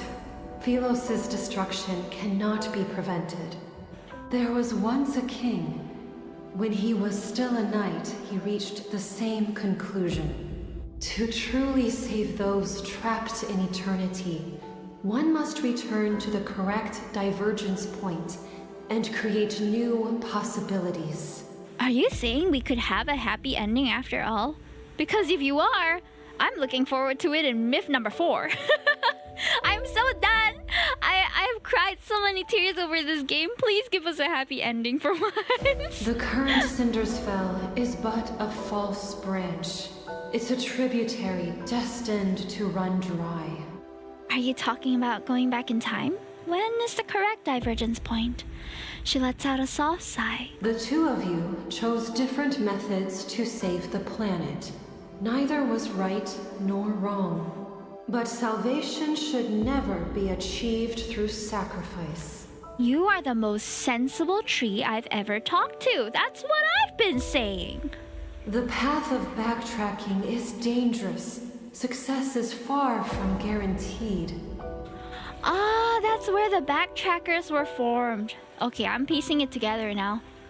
I remember him bidding me farewell in the empty palace. His lonely figure walked away from the royal court. From that moment, the two of us and the planet we inhabited created different tributaries of fate. The ether core within you shares the same origin as this planet. The protocore will mend the fractures in this world and allow that eternal city to become a reality. Really? Before its power is depleted, it can grant you one last choice. You can return to the divergence point he created, or remain in this false Philos. This is a lot to put on the shoulders of someone who does not remember anything. Everything is in your hands. I was just saying, I need some time to think about this. Tree, can I stay here for a bit longer? Is it like a pressing, urgent decision that I have to make now? However, I must warn you. If you choose to return to the past, this world will immediately collapse. Okay. Philos' fate might find a new hope, or it will march toward irreversible destruction once more. No pressure. Even you shall become an unknown variable. Have you decided? So MC was going to go back regardless. See, there are certain points in the story where they don't allow us to choose because it is what our MC would have chosen. And it's in these moments that we don't get to decide how the story goes. So, let's go back, chat. I want to go back. In the boundless passage of time, eternity is nothing but stagnation, and existing in such a state is meaningless. More importantly, Xavier shouldn't be trapped in that darkness.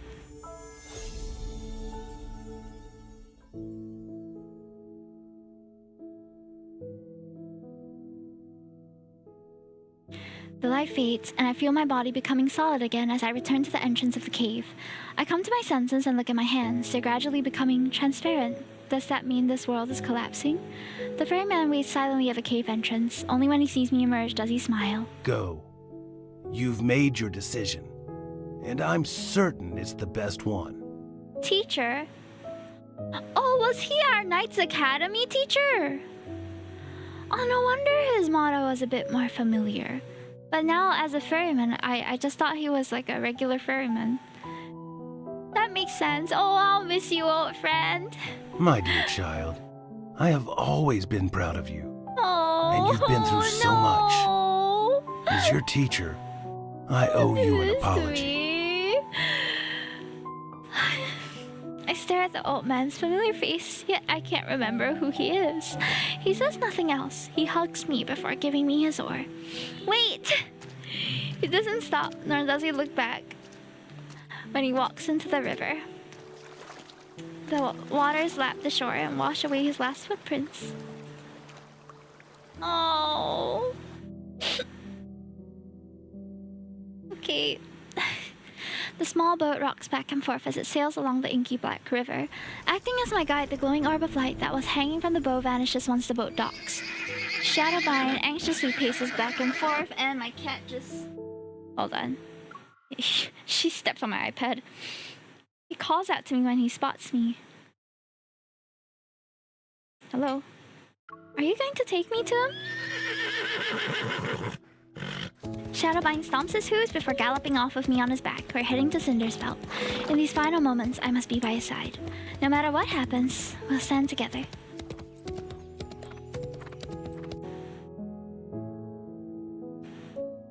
Oh, this world is gonna collapse. It's time to say goodbye, chat. It's time. Wind sweeps across the wasteland. The sky is drenched in blood-red light. In the distance, battle standards lie in the mud. Revenant knights stagger between mountains of corpses. No one knows when the horns of war sounded. On this night soaked in unnaturally bright moonlight, the revenants are reminded of the great battle that destroyed Philos.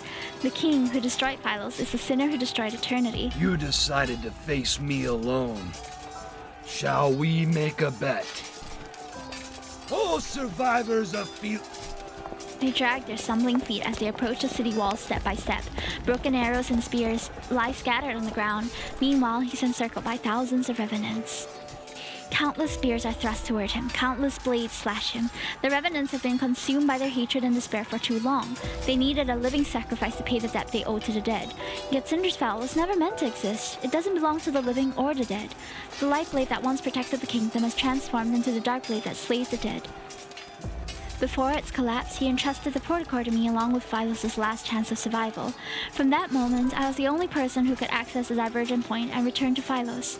Yet, he would remain trapped within this madness in eternity's embrace until the apocalypse arrives. The massive sword roars as it slashes and cuts. It impales one revenant soldier after another as they lunge forward toward him. However, the revenants slowly realize the blade that once struck fear into them can no longer reduce them to ashes. Silence lasts for a minute, then they erupt into a frenzy.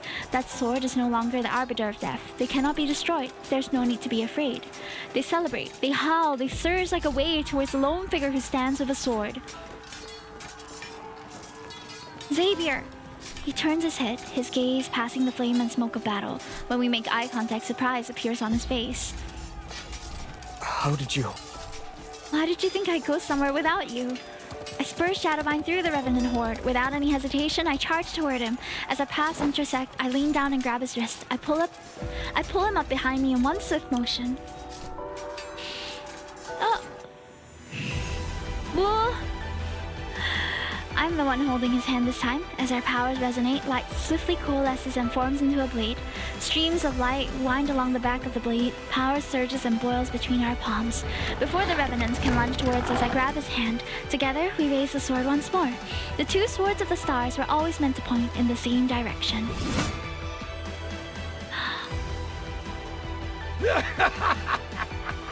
Now you two remember.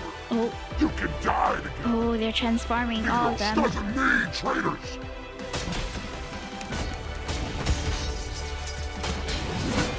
The great sword delivers a mighty slash. The wind howls and the very fabric of reality shifts. Amidst violent tremors, a rift splits open in the sky. Countless golden rays rain down and slice the dark clouds like sharpened blades. Philos' apocalypse shall descend at long last. The light. It's the light. It's the sun! We've returned to Philos, our salvation! Oh.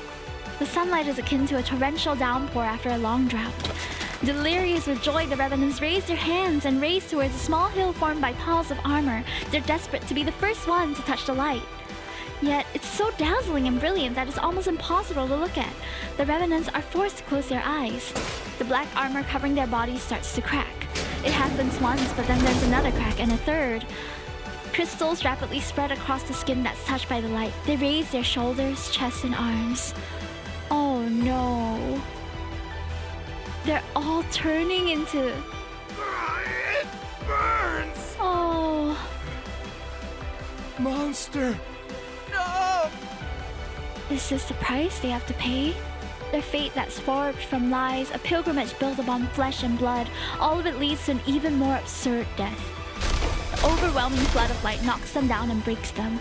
In the distance, atop a pile of armor, a lone figure remains. He sways as if he's about to fall, yet he struggles to stay upright. The eternity of Philos! It cannot! It cannot! That body, which channeled the power of countless revenants, is like an arrow at the end of his flight. However, it stubbornly maintains a massive spectral form. In his despair, he turns only to see a light blade tear through the heavens. It rushes toward him with an overwhelming force. Light blades devour heaven and earth. Time seems to freeze in this moment. Then, there's silence. Shadowvine, who's beneath me, vanishes. And as I'm about to fall into the sharp spears below, a hand grabs me. Xavier. The radiance of the sun and the moon emanate from his body, yet the heavy blade in his hand can no longer be lifted. The world falls into a silence. Only he and I remain. He kneels beside me. He silently looks at me. He opens his mouth as if he's trying to speak, but can't utter a single word. I realize it's the first time he said my name since I arrived in this world. It's been a long time. It has been. He wipes away the tears from the corner of my eyes, yet more to replace them at a quickening rate. I don't understand how he can laugh while saying those words. The most important person in my life left me for a faraway place. I thought he would never return. The days we spent apart grew longer, and the days that we stood side by side. We waited for him 300 years and then he waited for this us your thousands of choice? years. Crazy. I shake my head, then I nod. He doesn't actually know my decision. Good. The choice you made must be the best one. Hey, someone said the same thing earlier. Bloom and flora petals mingle with the ashes and float into the sky dyed by twilight. Our story is coming to an end. Oh.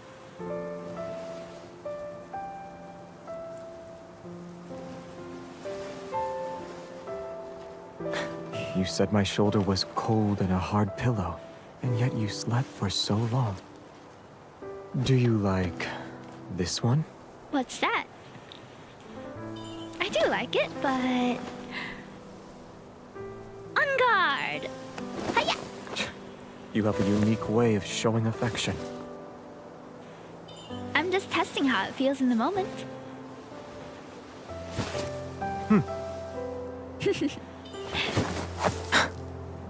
Hey! On guard again! Hiya! Oh. It needs time to adjust to its new master. It managed to strike the crown, has good durability, and is good as a sword. The sword is well made, but the storm has passed. In this world filled with sunlight and flower fields...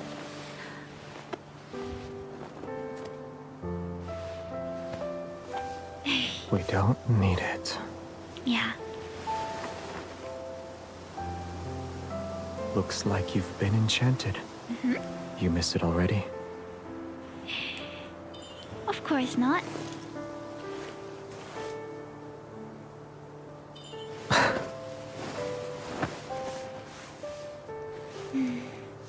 My hand would look weird if it's not holding a sword. But now... You gave me the best answer.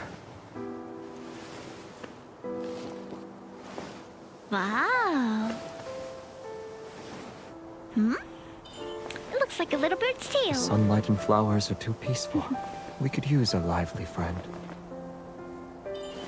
If we only have one bird, it might fly away. After being too energetic.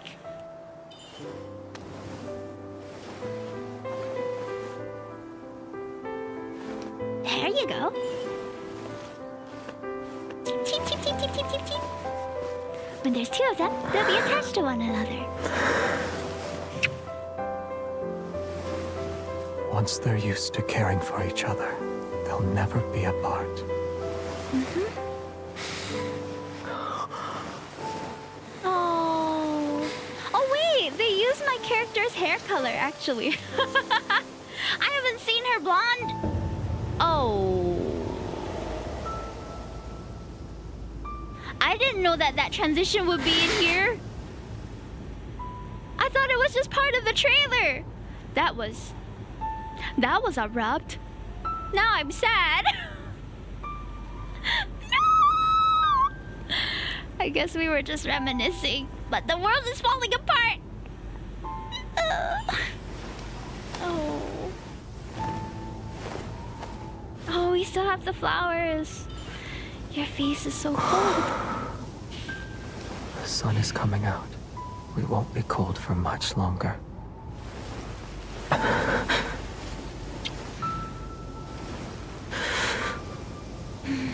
We'll always be together. Oh no! Ah!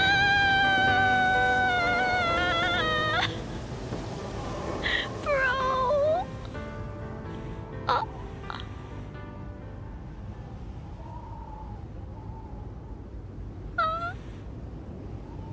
Is that the end? Oh my god. Zay, why do the knights always say, "May Philos prosper under eternity's divine gaze"? Is it because we have very, very long lives?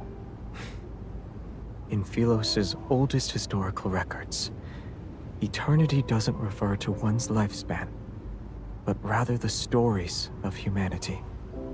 These tales are told by both the living and the dead. The living gather the embers left by those who have passed away. The footsteps of the dead echo in the dust. Their stories shall be recited by poets and told by travelers around a campfire. When their names are spoken once more, only then will their unfulfilled ambitions, unexpressed love, and unsolved mysteries transform into stories that are passed down for generations. And to endure the test of time can be seen as a divine miracle. Eternity has always been about stories that can immortalize humanity's joys and sorrows. I see. As soon as I let go of his hand, the world is released from some kind of constraint. Everything begins to move backward. My consciousness is plunged once more into a familiar darkness, but a beam of warm light gently lifts my body. In the rapidly flowing river of time, I witness many miracles I've never seen before. A tree learns to stand again from the scorched earth. A bird breaks free from the mud and takes flight. All the wilted flowers with faded colors return to the hands of knights, rushing to meet their beloved. Tiny life regrows in the magnificent tapestry of fate. Time radiates outwards with countless pathways leading back to the past, until everything slows down once more. At the very last moment, I hear a gentle voice speak. Thank you for choosing him.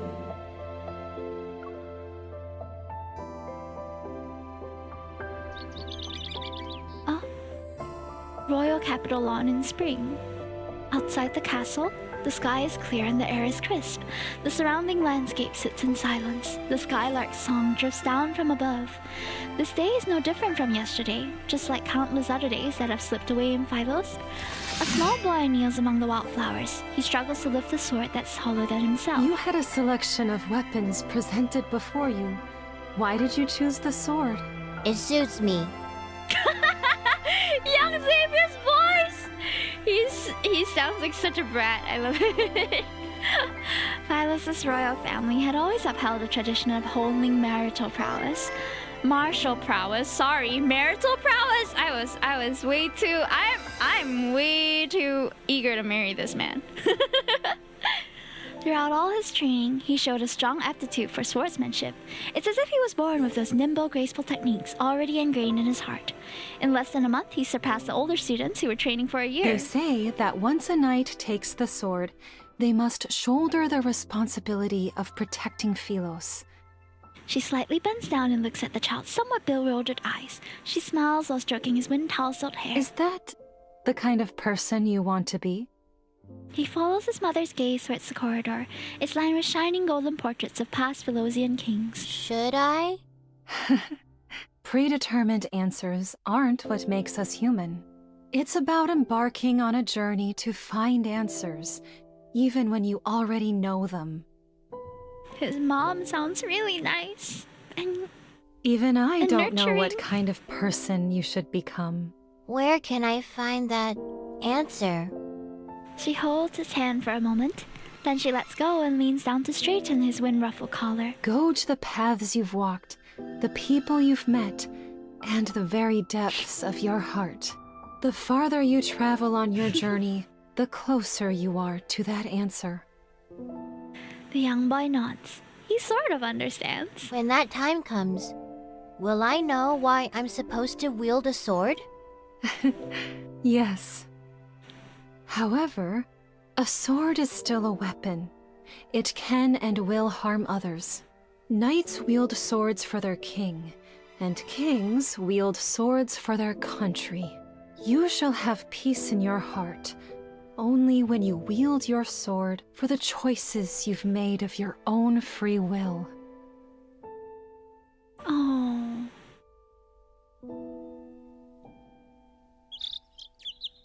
Oh? Royal Capital outskirts. Summer. A field trip to a nearby star system? Who came up with that excuse? He did. I did. All of us did. All of I us don't did. sense a hint of remorse from any of you. Face the wall and reflect on your actions. Oh, these boys. Xavier, come here. Yes, sir. Was Traceback 1 your idea?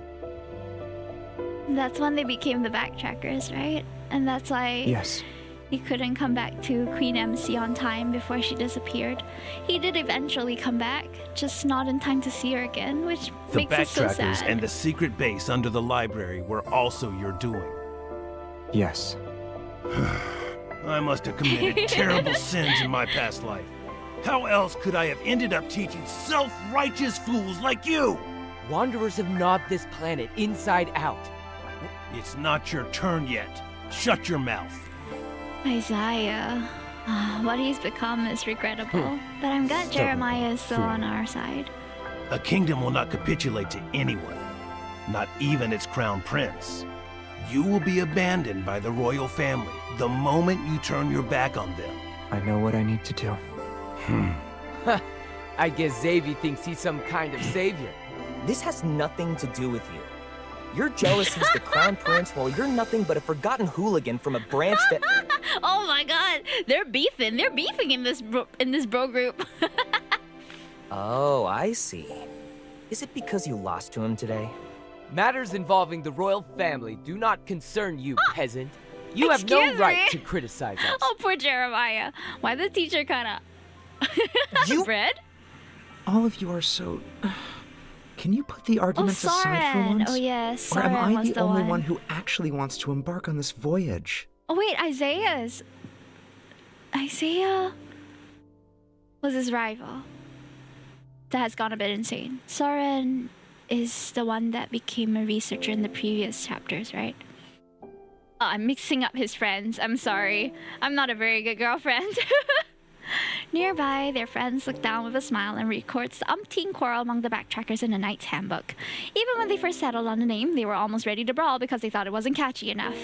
Xavier looks into the distance. His thoughts drift to the spaces between the leaves where a small bird is singing high above the branches.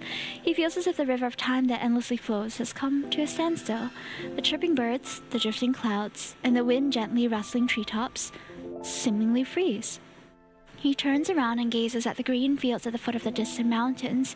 For some unknown reason, he thinks he hears someone calling his name.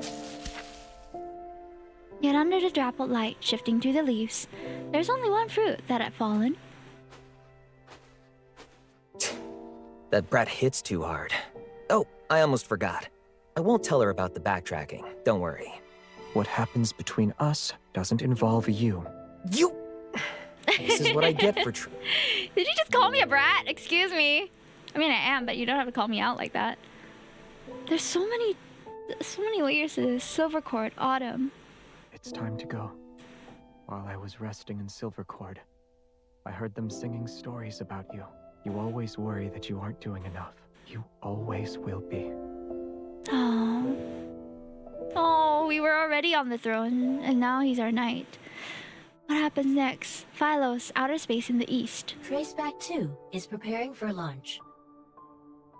Stars sweep past the windows one by one. During a long voyage, most interstellar travelers choose not to enter slip-in pods. Only one does not.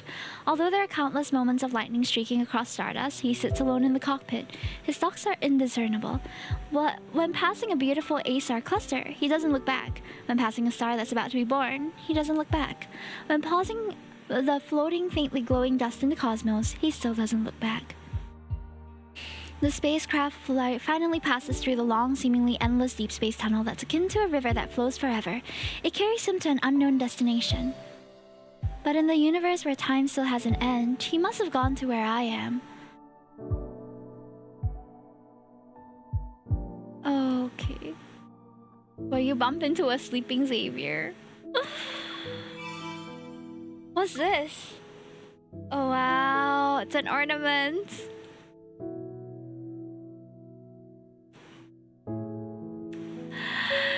Oh man, these myth stories. I'm really glad. It feels like this myth story tied a lot of unknowns from the previous myths, so that we have a lot more gaps that are filled. I honestly don't know what will happen if there's going to be a fourth myth, or if there even is going to be a fourth myth eventually, you know? But we still have a lot of other characters whose myths have yet to be completed. I'm still processing some of this, but I'm glad that in this story there's still hope. although the King Xavier from the land of Cindersfell is no longer around, but in the expanse, it's like, so Cindersfell is what happened in the future after Philos' collapse. And then I'm assuming this was one of the first branches of what happened after Philos fell. And then we decided to try and change what happens to it, right? So we go back through the Tree of Life back to Philos before it went or collapsed. But then we discover that Xavier has already tried to take a different path across. The overlaps is, it's hard to like wrap my head around, but I have a idea how it all ties together, which is nice. This was really good. Thank you guys so much for joining for this Mist Story playthrough. I hope you enjoyed it. You just reached home? Oh, were you out today? You missed a lot. Oh man, yeah. A lot is an understatement, honestly. My only important part.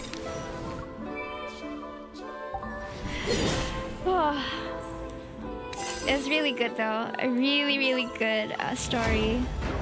So the title song is called Fallen Crown. You know what? It suits him. It really does. I'm just trying to claim as much as I can right now. Oh, the hug. Help. Oh, this is a nice chat box. Well, thank you for the emotional roller coaster. The thing is, I'm not the one who writes all this, but I'm glad that you guys could experience it with me. I hope you enjoy your Sunday. You too.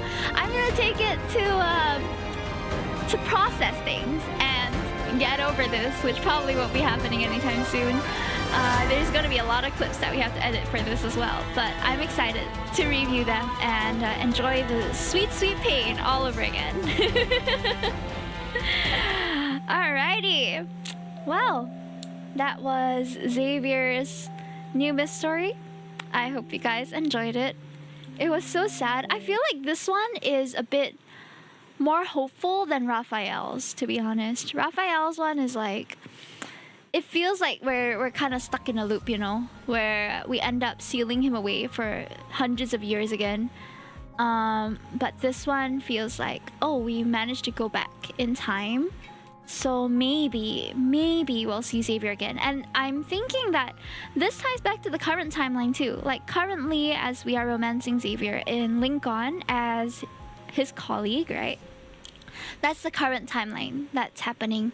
So we're still working on seeing whether there is a way to save Philos or not. I hope there is. Oh man. I hope you guys enjoyed the story. Oh man, I'm still reeling in from it, to be honest. But yeah, this took almost exactly 3 hours, which is good worth your money, guys. If you're pulling for this, I highly recommend it. 3 hours is a lot of content.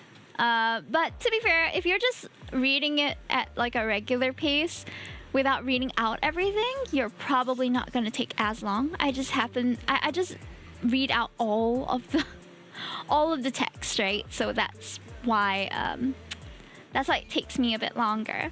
Okie dokie. So today I actually do have someone that I wanted to read, but before we go off, I wanted to give a quick shout out to Monotoma, who is working on more art fights with Retro right now, but we've rated them a couple times already.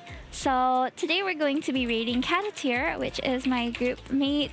She is an Orange Cat VTuber, and she is streaming for charity tonight for the Immune Deficiency Foundation. So go and support her. She is doing some art and fun for the Mighty Mouse event, which is to raise money for the IDF. So go support the cause. I think those of you who are active in the VTuber space will know that some crazy things have gone down lately. Crazy and unfortunate and disappointing things. So the glimmer of hope is that I think a lot of good things have come out from this coming to light as well. And I really, really hope that things get better for the people who are affected. And I'm so amazed by the power of the community that was activated to re-raise the funds that were lost from V-Shoujo's mishandling of the charity funds. I can only hope that moving forward there will be more trustworthy agencies to come up, but it's really hard, you know. I think money blinds a lot of people, and yeah, it was a very disappointing piece of news and a huge hit on the VTuber community as a whole. For now, I'm gonna be remaining indie. I mean, I'm with a group, but we're not officially corporate. So I hope you look forward for more for us, and I'll see you on Monday for some art fight. Okay? Bye bye. See you. Thank you.